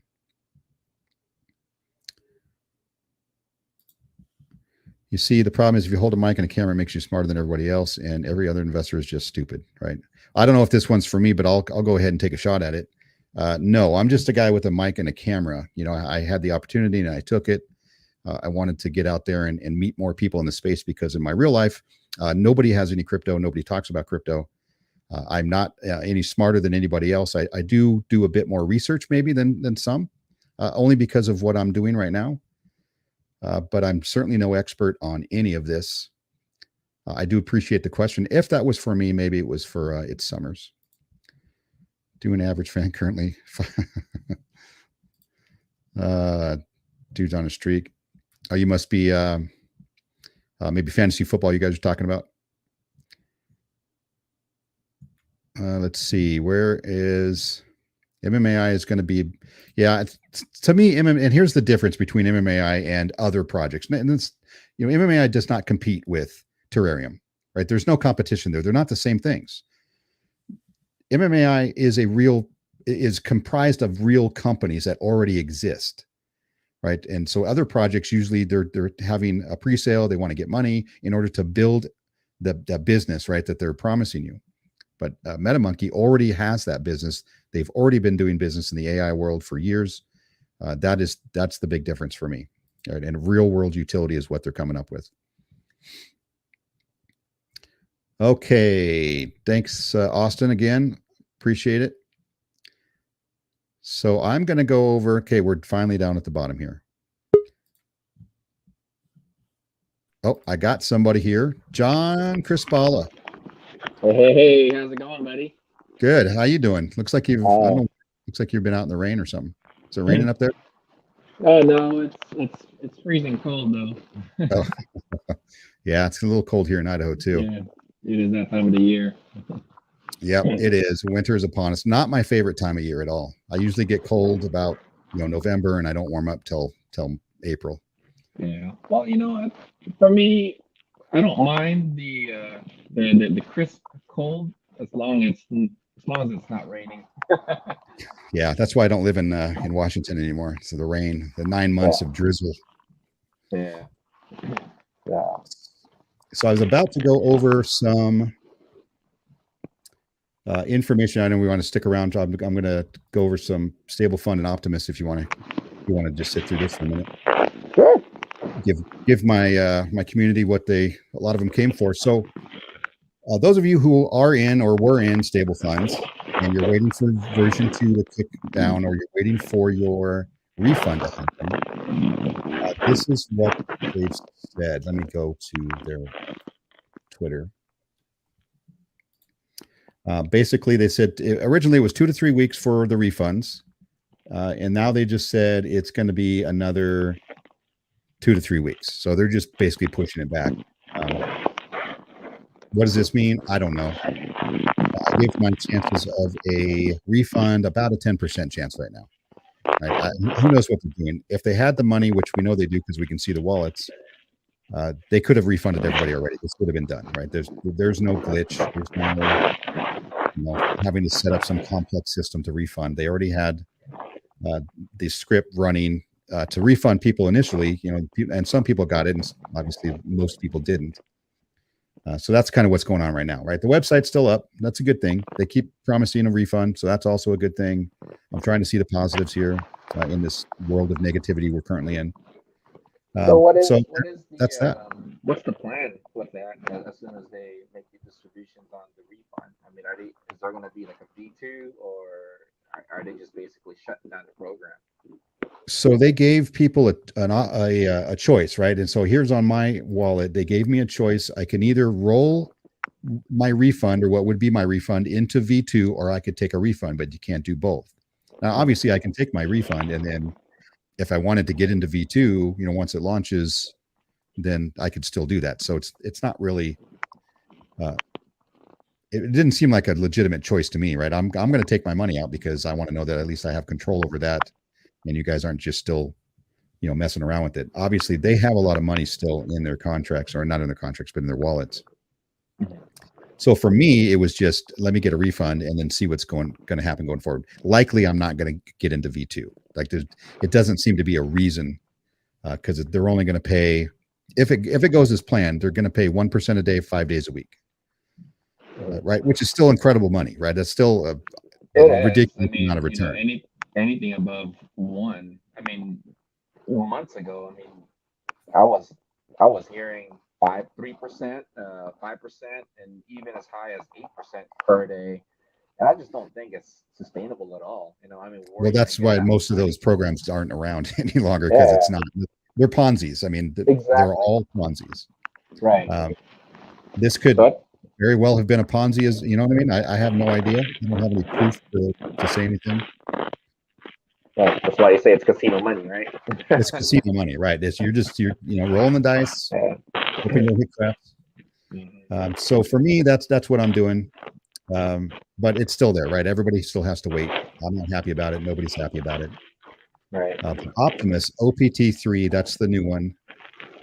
And I've got, let's see, there was some controversy about Optimist, and only because of people selling, right? Which should be okay, right? And even if you're a whale in this, oh no, I need a wallet.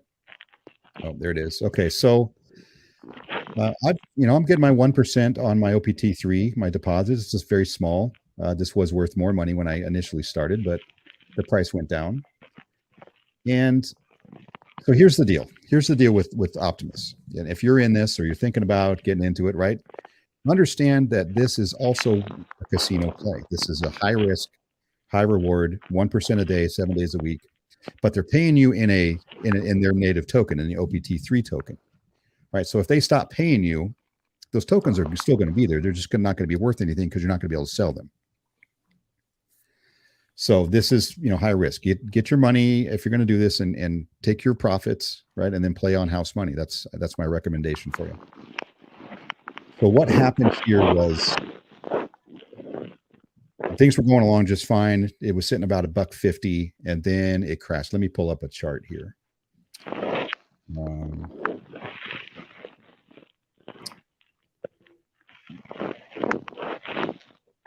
go Dex Tools. We'll see what happened. So some whales decided to sell, and obviously it's going to tank the price. And what makes OPT3 different is that there are trading bots that own a large portion of liquidity, and they will buy itself back up, and it will stabilize. And you can see the bots. I mean, you can tell the bots are real, at least that part.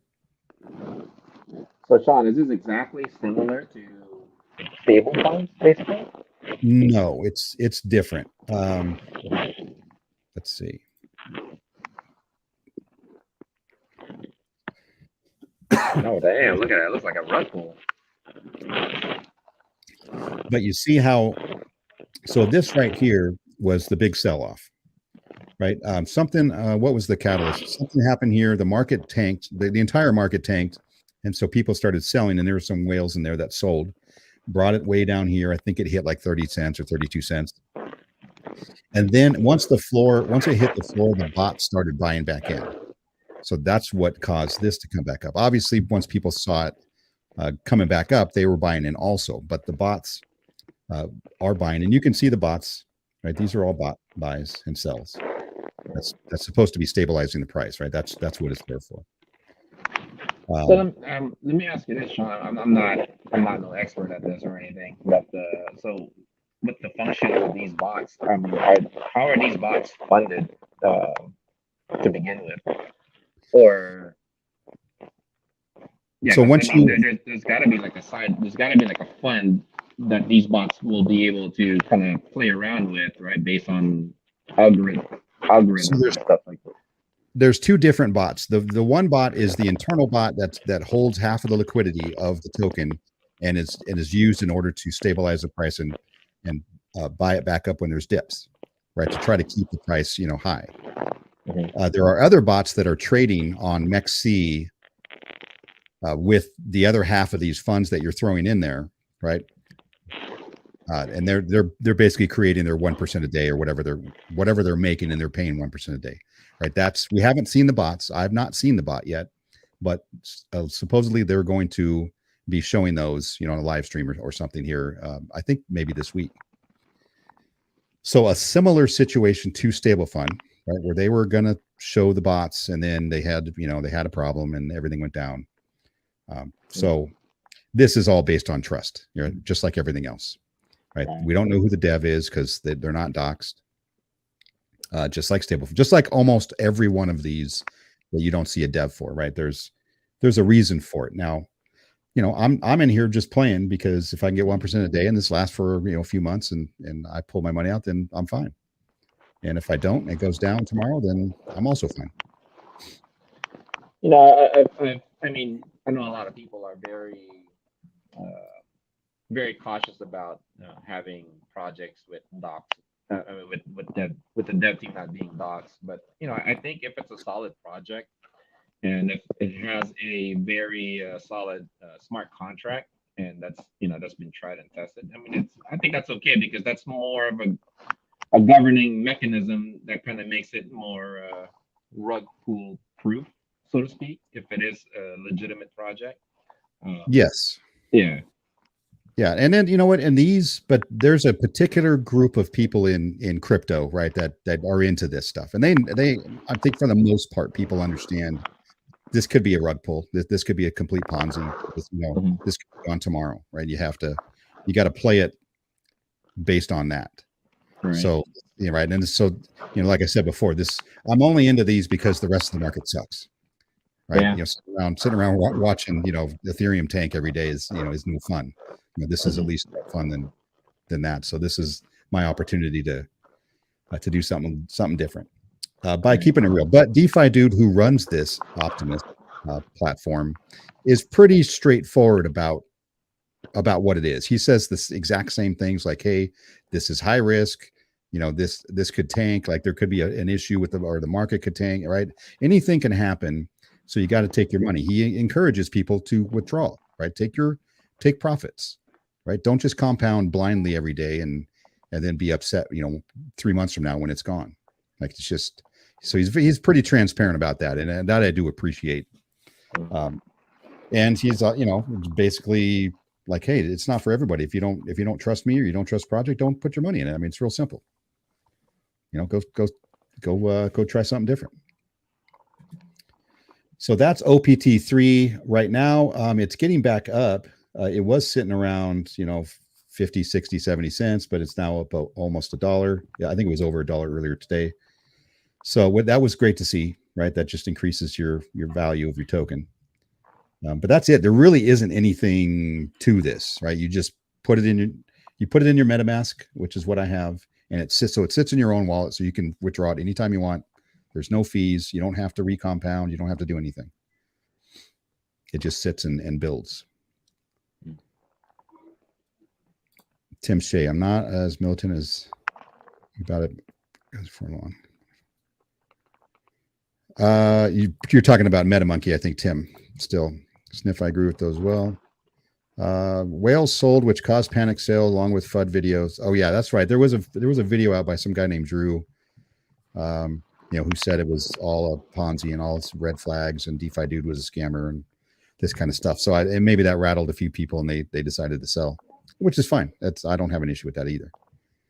Everybody's got an opinion. So multiple problems in this. Not too bad. I mean, Yeah. I looked at it this morning. It's like at what 13, but it's not too far off from initial launching price. Yeah, no, and it came back. It's coming back. Obviously, it's going to fluctuate with the overall market in general. So, Right. like I said, I threw a little bit of money in it, and we'll watch it grow, and I'll start taking profits here maybe in another couple of weeks, or making some withdrawals just to do it. But total degen play, right? So treat it like it needs to be treated. Agreed.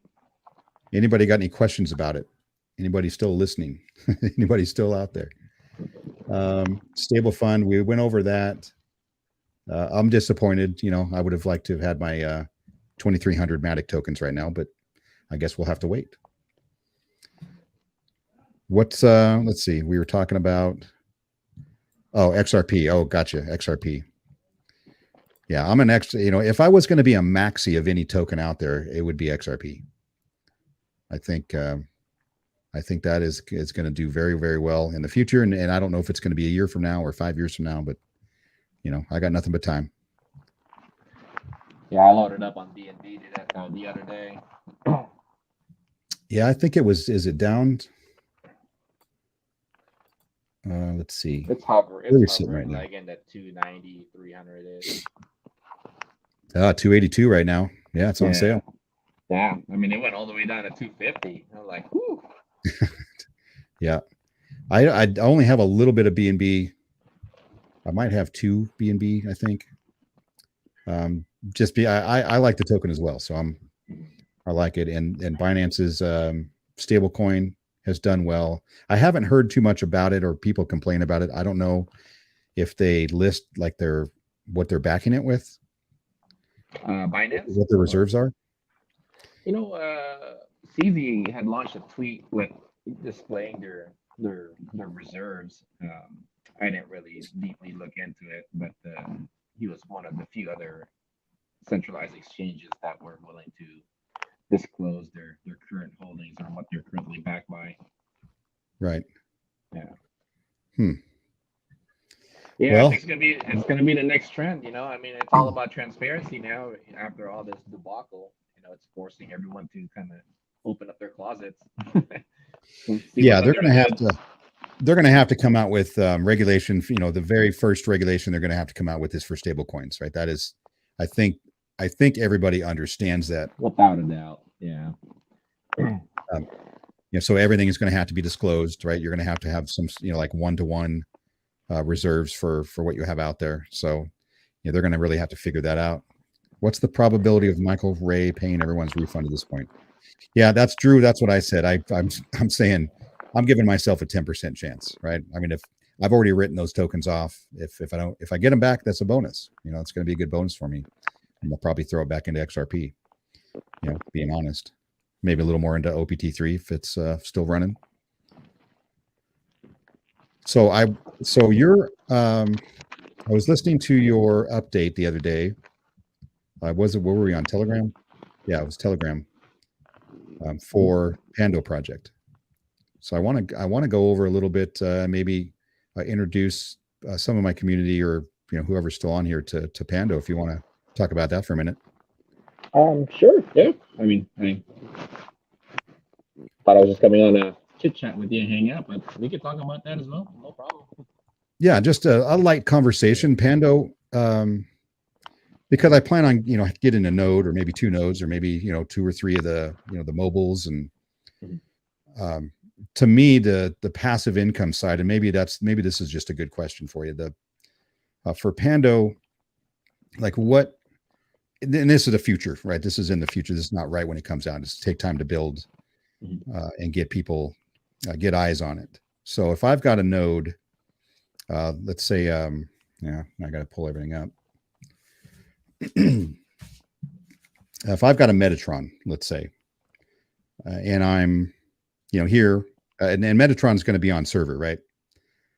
Yeah, yes, that's correct. Yeah, so it's on server. So, like, what type of passive income do you see, a year from now, 2 years from now? How much traffic is going to go through? Like, is it like at what point in your mind do you see it being worthwhile, holding on to? Because obviously all these things take time, and they take time to build out and get people to even know they exist. So what kind of time frame do you see, first of all? Well, I guess to your viewers, for those that don't know or have a clue what Panda Project is, we're basically a technology movement, and we started out this project for the main intent of optimizing how data is being transferred, and in particularly to streaming. And because right now streaming is going through the traditional CDN network, and oftentimes a lot of the congestions come from from that server, especially if there's high volumes of traffic. And so we came out with a technology where we can actually take streaming into the blockchain, and we were able to develop this application which we call Ramatron. And so the Ramatron's an application which you can simply download and just turn your actual PC into a actual working node. And this node, all it does really is it just works in the background and it relays data, right? And so taking it to the blockchain, it's peer to peer. So rather than having everything funnel through the CDN, you basically unclog this bottleneck, if you will, and it releases all the pressure, increasing the quality of how streaming is delivered. So which intently is to eliminate a lot of the buffering and lagging and I know over here in the U.S., we're fairly, technologically inclined in terms of service, but in certain parts of the world, where a lot of lagging is still there and still in existence, uh, and also, yeah, not to mention, right, with how technology is evolving so fast. I mean, right now we're dealing with what 4K and 8K is already out in the market, and I wouldn't be surprised, if like 16K is already in production, and so the higher that quality is, the more demand for data being pushed through, and we see that the blockchain approach is definitely the next frontier for it. And so we've developed this application for that intent. And so, we like to consider ourselves as the main utility source for Web3 because a lot of businesses are already migrating into the Web3 front. And we have this infrastructure right now, and this infrastructure is actually owned by the community because we rely so much on these nodes, and these nodes are the foundation of our platform. And the fact that the technology is going to be owned by the community, it will take a lot of the billions of dollars that's already being spent in the existing traditional infrastructure, because it takes billions to maintain the technology itself, these servers. It's like, for example, like a Google, right? Like a Google or Amazon, they got like warehouses of these servers. And so not only the technology, yet alone the real estate, so that costs a lot. And so just imagine having our infrastructure in the blockchain, which optimizes the quality of the deliverance of stream, and yet alone the opportunity that would also create to a lot of the businesses that are out there. It would save them anywhere from 40 to 70% off, comparing it to the traditional approach, and that's a significant savings. So why not, right? And so Right. that's kind of how we're currently positioning ourselves with that. So mainly we started out with streaming, and now we're already evolving into other layers of technology that we can offer as a solution.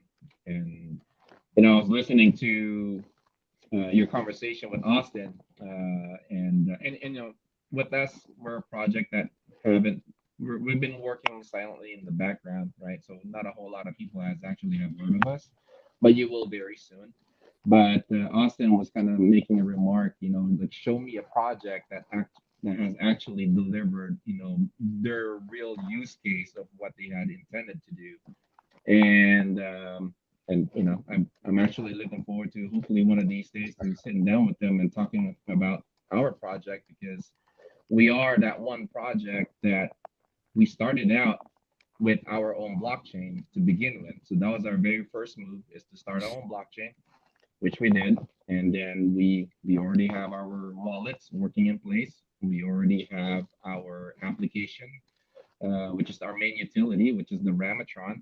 And we've got everything working and functioning. We also have our first decentralized application that's already in beta test, and we also have a second application that's already in beta test. And so all of these, that's powered by the community, and we started majority of these utilities and use cases before we even went live to the public. And so we started that last November, and we didn't go live to the public until March. So the only exchange that we're currently on is LBank, and so that's how you're able to purchase our native token, the PTX. And so, kind of a short summary in the nutshell. I mean, there's so much more of the mechanics, but mainly the main foundation of the whole movement is through our Ramatron technology. And so, hope that Yeah, kind and of makes sense.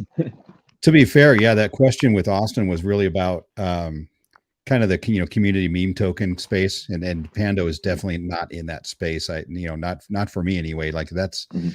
Pando is a real world use case, situation, just with the token attached to it. So yeah, you guys are, Pando is one of those things that I'm bullish on because of the real world use case. It just doesn't exist, just in the crypto world, right?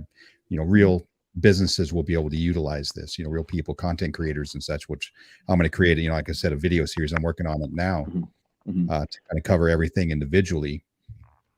But yeah, you guys, your project is definitely not in that community token space. You guys, we are a community-owned project, right? So, right? Yeah, I know that's kind of a misnomer, community token, but yeah, you guys, you definitely have utility, and you've, I don't see, and I was just thinking about this. Funny is that, we talk about regulation, and it's going to kind of jam a lot of projects up, but like, I don't think this is going to slow you guys down, slow Pando down at all. Like, there's really there's no reason, right, that's going to, hurt. I think you guys are just going to keep plugging along and just keep growing and growing. Yeah, I think we're kind of in a fortunate position right now. I mean, even in the midst of the bear market, because a lot of these projects that starts off, right, they pour so much money into the marketing, and even I myself, I'm very strong on that too. Like, hey, it's all about exposure and this, but after kind of just assessing, what has transpired over the past year, and looking at other projects of how they spent their money on marketing and less on the utility and delivering their main product.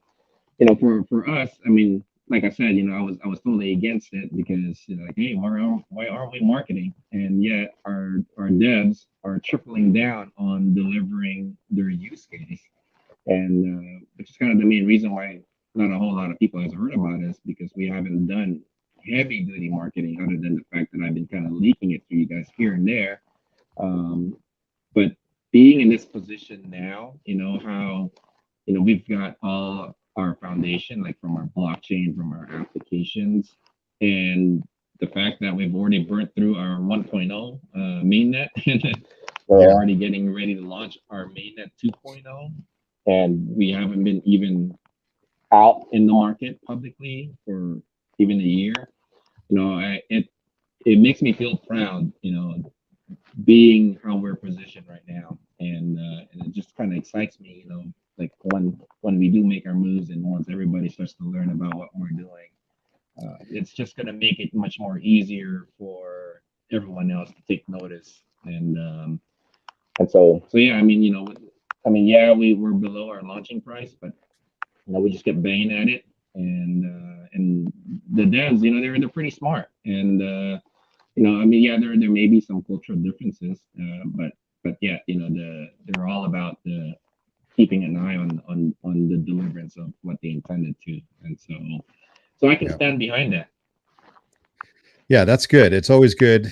I mean, obviously, you want to believe in what you're working with, and it's, like I said, I'm super bullish on it because of real world use case. Billy Crypto Allen says, "What do you think about Volt?" Well, I like Volt. I haven't really, looked into them, in the last couple of months, and I know they're still doing things. They're building. They may be, one of those. Those crazy, man. That last, they may make it. Yeah. Yeah, I mean, I've seen their price action is actually looking pretty good. Yeah, I remember when they first launched. What's his name? One of the main influencers for Volt. Oh gosh, it's right at the tip of my tongue. But anyways, that dude, energetic guy. I mean, I've seen him from day one when they first launched, and right. Every time they're trending, they're always like peaking, going up, and yeah, I think they're kind of more like the next. I mean, I like to categorize them, as the next SHIB movement type of deal. Yeah, and, Pablo. Yeah, Tim. Yeah. Pablo. Yeah, Pablo. Yep. Pablo. And most definitely, in my opinion, a way better project than Saitama, because these guys they're actually delivering on their promise, and they got the multi-chain that's exchange or whatever, decentralized exchange that they got coming out, and they're making bullish moves, man, making a lot of noise. And it's one of those projects that you don't really hear anything negative about. Like I don't hear any drama going on, and it's just they're just continually moving forward. There are some. I mean, there's some, but I mean, all of that's been squashed, and the latest news that they have is they got Rodney promoting, and alongside with his buddy, and I think they've got everything working in their favor. If you ask me. Yeah, Space Chick also does some good Volt content. She does a lot of that as well. She's she's definitely Volted. Yeah, that's actually how I heard about her, Space Chick. Yeah, she makes great content. I love her videos. Like she knows what she's doing with her the way she does her video editing and stuff like that. And yeah, I find it very attractive with the amount of work of what YouTube influencers put in their content, and those are things that I can actually appreciate, with the type of work they put into. Yeah, she has great graphics and stuff too. I need to learn some things from her.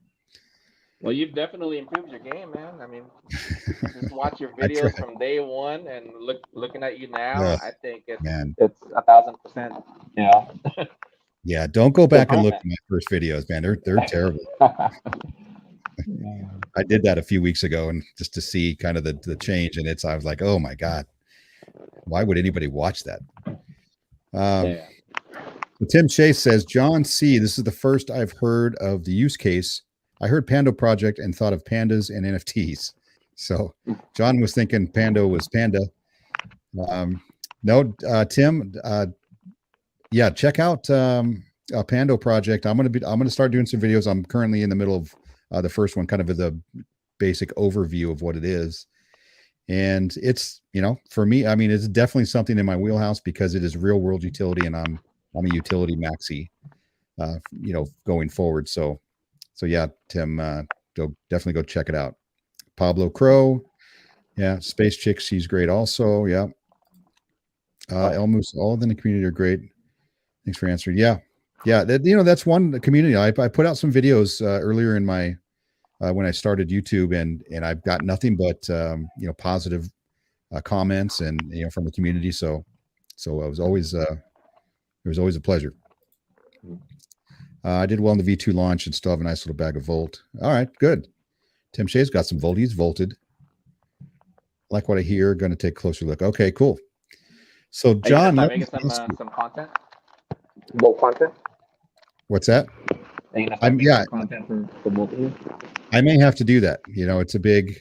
I don't want to do it just because it might get views. I want to be interested in. So I got to go look, kind of see what they got going on. The last couple of months, and then see. I can put out a video or two. Like I said, I like Volt. I don't own any currently, but maybe that's something I'm gonna have to change. So what do you think about FTX and Sam Bankman-Fried? Man, some crazy shit, I tell you. Yeah, he went through a lot of money. So apparently what happened, apparently he had $9 billion in liabilities and only $1 billion to back it up. So, and he was over leveraging, the trades he was using, and he was using customer deposits, their crypto deposits as funds, which is illegal. So totally, I think he's got some tough times coming. That's the epitome of a Ponzi. Yeah, it's crazy. I was just reading this article before I started my live stream, and it's, man, if this thing goes deep. He was the second largest donor for Biden, and I think here we go. Top federal level mega donors this cycle, right? George Soros, $128 million for the Democrats. Sam Bankman-Fried, number 4, $37 million he gave to Democrats for campaign contributions. Right? That's crazy. But how does he go from being an inside guy, meeting? I think he met the president. He was in the White House. He's talked to the SEC multiple times, and then basically on election day it implodes. Like what? Like how does that work? Well, he was pretty much in bed with them, with the politicians, and it wasn't until several weeks ago where I don't know if you've been following BitBoy. BitBoy started coming out, and he was. I was watching this interview with him live with the banter community. I don't know if you heard of the banter, crypto banter. Yeah. You get a lot of good news coming out from there. But anyways, he kind of went on this rant, how he was in bed with the politicians and how they were. He was trying to gain favor for setting the regulations that would be more in favor for FTX and throwing everybody else under the bus, especially Binance, and how Binance is having a hard time, having full access to the U.S. and this and this, and that's my interpretation of the whole thing is kind of the whole reason why CZ and SBF had this ongoing beef for quite some time now. And, CZ just saw an opportunity to like, okay, let me expose this guy. And he made those moves a couple of days ago, which I think was more of a chess move, really. And with one move, he pretty much pulled the FBS pants down. Left he exposed them basically. Yeah.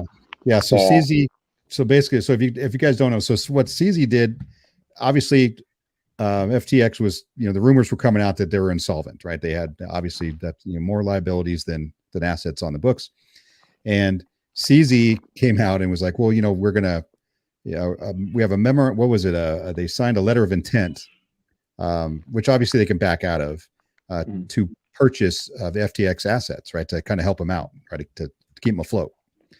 And then what was it? The very next day, said, "No, we looked into them, and there's a lot of shady things going on, and we're not going to help them out." And obviously, right then and there, it just tanked. Hey, and what's funny about this thing too is like SBF was like, oh yeah, we're not gonna sell the company. We just wanted CZ to buy the tokens, Yeah. Yeah. CZ was like, nope. There's a lot more stuff going on way beyond that, and it's not happening. So peace out. Yeah. So what do you think happened was it earlier today, where they said they got hacked and lost like $800 million, got taken out? And everybody's speculating that this is, Sam's, parachute. He's trying to pull some money out and get on the run. But I mean, I don't know where he would go or why that would make sense. But there's something fishy going on. Oh, there is, and I mean, I think it's an inside job, really. I mean, if anybody would know any backdoor entry to any of his settings, it would be him, right?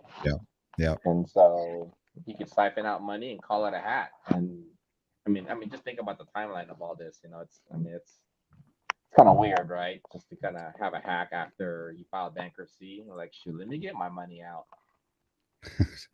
Yeah, that's very convenient. Let's see, is there something on Twitter about it? So I think what we're going to have here is a what do they call it? Right, contagion. Right, that's what they're calling it. Right, when you have other entities starting to fall because of this, right? Because maybe FTX had loans, with them, and now, or had borrowed money from them, and now they can't pay them back. So obviously, it's creating huge debt for other companies out there and they could start falling, right? And I think they linked. What's the with everybody that they saved from the get-go. Yeah. Right, because from the Terra Luna collapse, they came in there and they started absorbing all of these other companies. I think BlockFi was one of them, right? And so BlockFi is going down too. Yeah, BlockFi halted their withdrawals yesterday. Yeah. Let's see. I have this great graphic. I don't know if I can. I got to move this over. I can't get it on there. Damn it.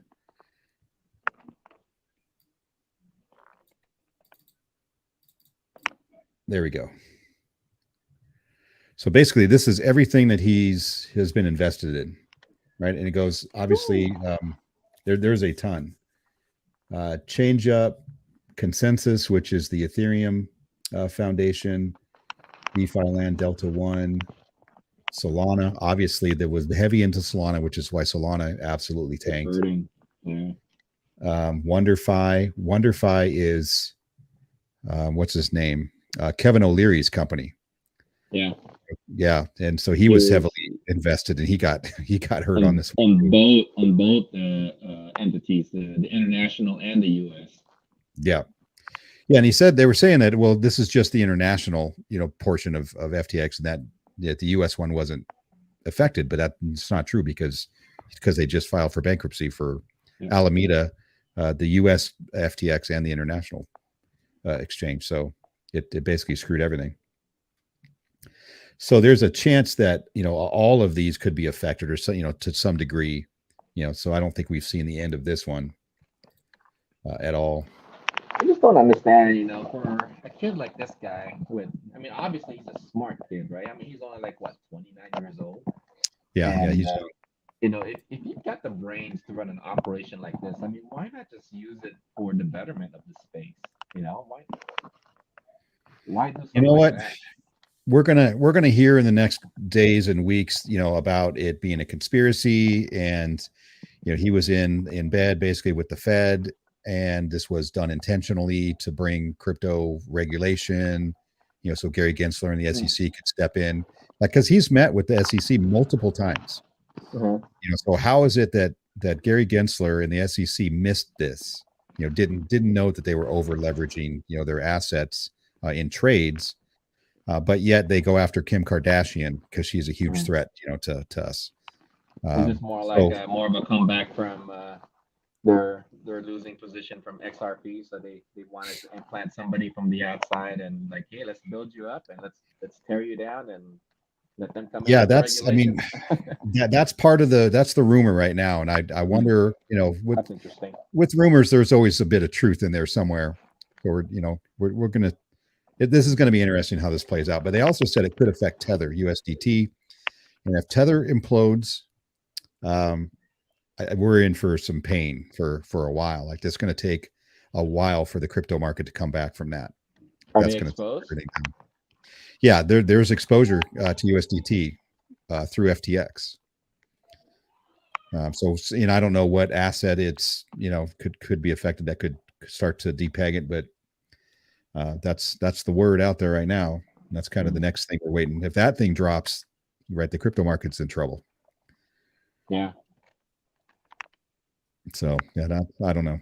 It's kind of scary, but obviously things need to bottom out before they can get better. You got to have regulation before we can rebuild really rebuild the space. Man, I actually thought we've already bottomed out, man. This is just one of those things that were totally unforeseen, and right as soon as we were about to bounce back up, took another 5-10 steps down. Yeah, when you have guys like Kevin O'Leary who's heavily invested in that, and they didn't see it coming, and I'm assuming that he does a bit of research on anything he puts money into. Yeah, he's he came out and said, you're never gonna make 100%. Where was it? He has a good talk here where he's Celsius. Yeah, I think he got hit on Celsius. Where is this good?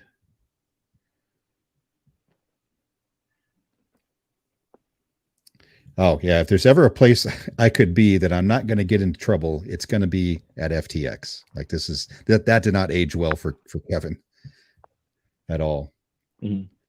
But yeah, it's funny. And what else is sad is that there's a lot of YouTubers out there that are trying to blame like influencers, crypto or YouTube channels for pushing FTX, and now people got wrecked, and I want to say it's your fault because you guys are pushing them, which I don't know.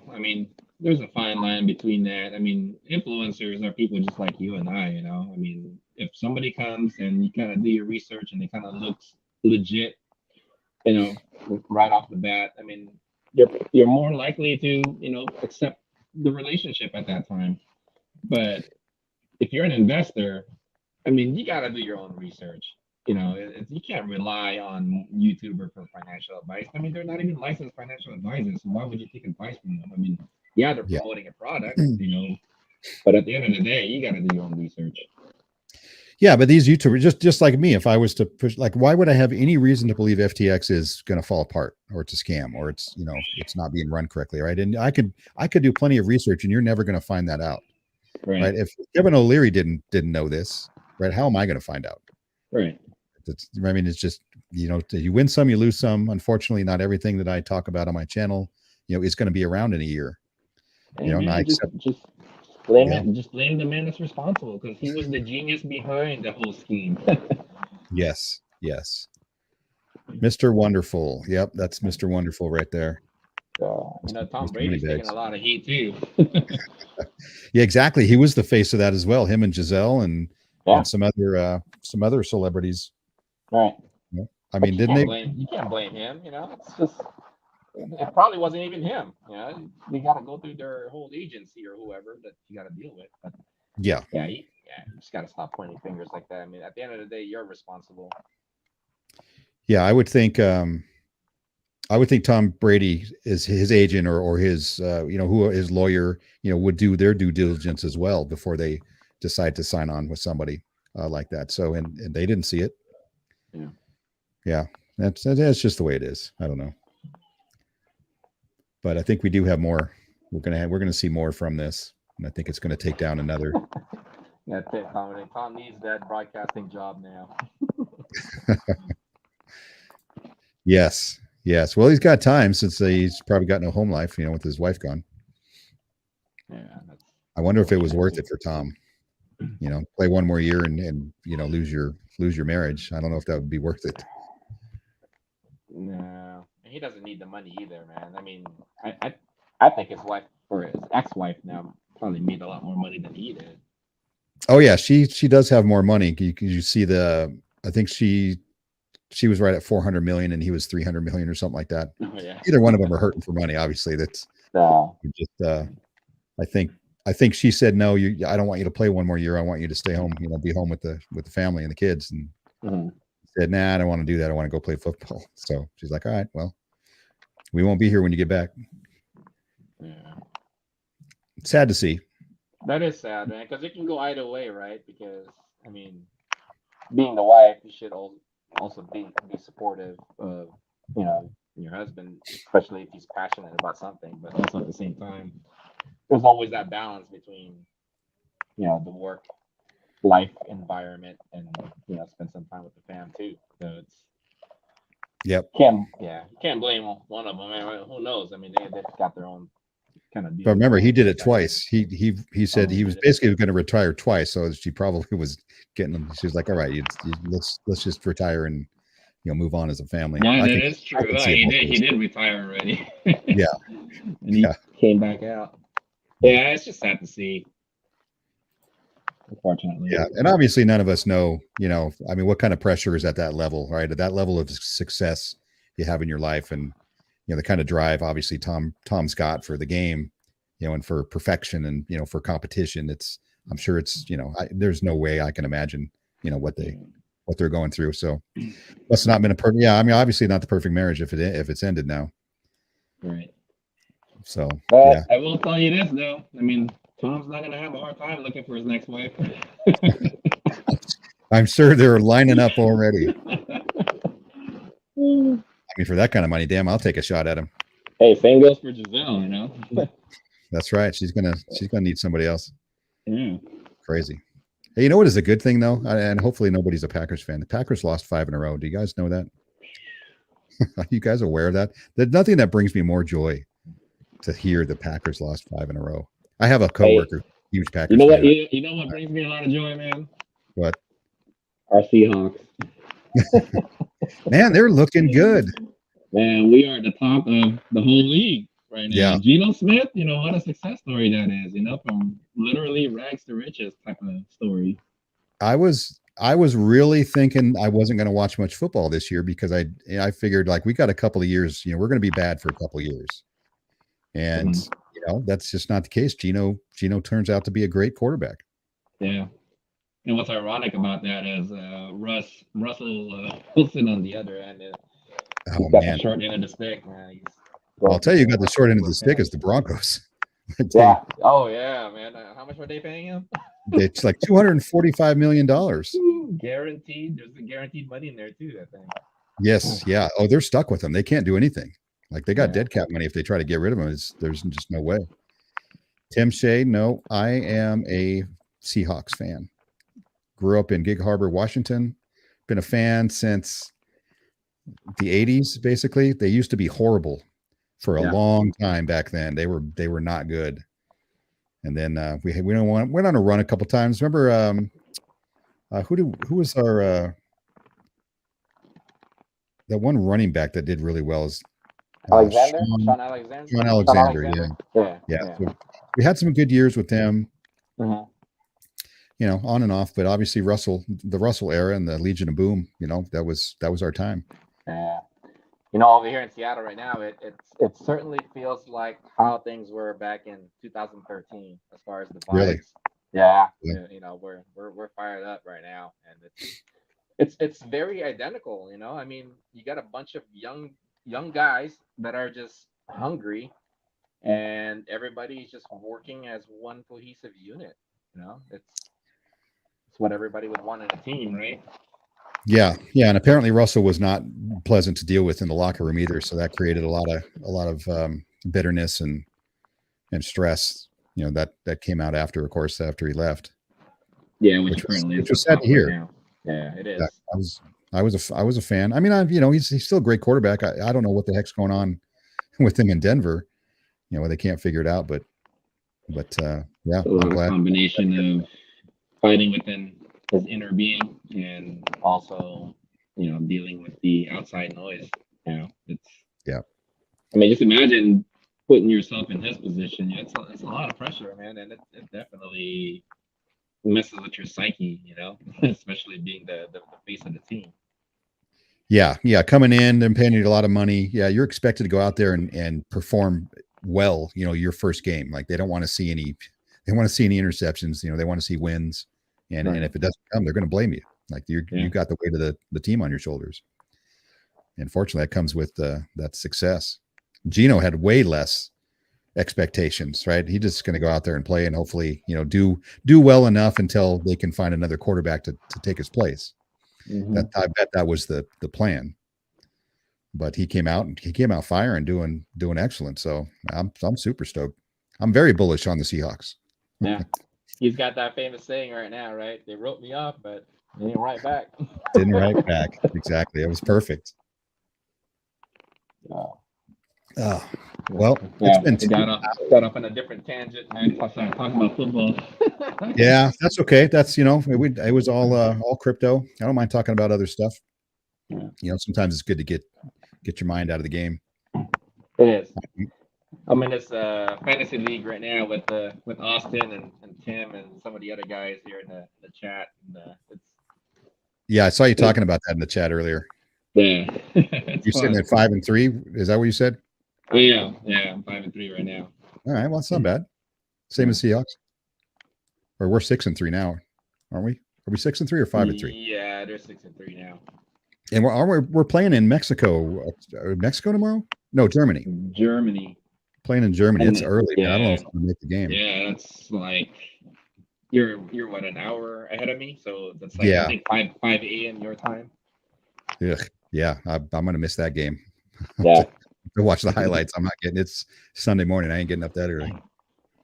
Yeah, I don't want to get too emotionally attached. And also, like this season, I've been kind of doing it different. You know, I just be working my ass off with work, and I just watch the highlights because if I get too attached to the game, it messes with me emotionally. Because when you're like fully engaged in football, man, it's like you want to see every single minute of it, and it can be very time consuming. That is my son, my oldest. He is a football. I mean, he's played football, you know, all through basically since he was 8. You know, he played a year in college, and he's a diehard Saints fan. And it's tough to be in a room with him when the Saints are doing well because he just goes nuts. Yeah. He's yelling and screaming at the TV, and it can go bad. Yeah. And then, and you know that can also result as affecting your work performance, and it has for me in the past. Yeah, well, we talk trash at work all the time because Right. I got Cowboys. Let's see, some of the guys are Cowboys fans. I got a Green Bay Packer fan, Patriots, and Colts. And the Colts are doing miserable. My boss actually is a Colts fan, Mhm. and they're just miserable this year, and he's not happy about it. So, but I tease him all the time. I'm like, maybe you should jump on the Seahawks bandwagon, ride that one this year. So yeah, we'll give each other a lot of crap, but it's fun, good fun. It is. Absolutely. Well, boys and girls, I think I'm going to go. I have a tri-tip I need to put in the smoker and make some dinner for later. Yeah. What's on your plan for tonight? Oh, I'm gonna get something to eat right now, and I'm actually editing right now the video or the updated the Telegram updates Okay, from the other day. So I'm gonna be posting that here pretty soon on YouTube. excellent. Right Whoever now, is still here, I appreciate everybody showing up. I always appreciate the support. It really, really means a lot to me.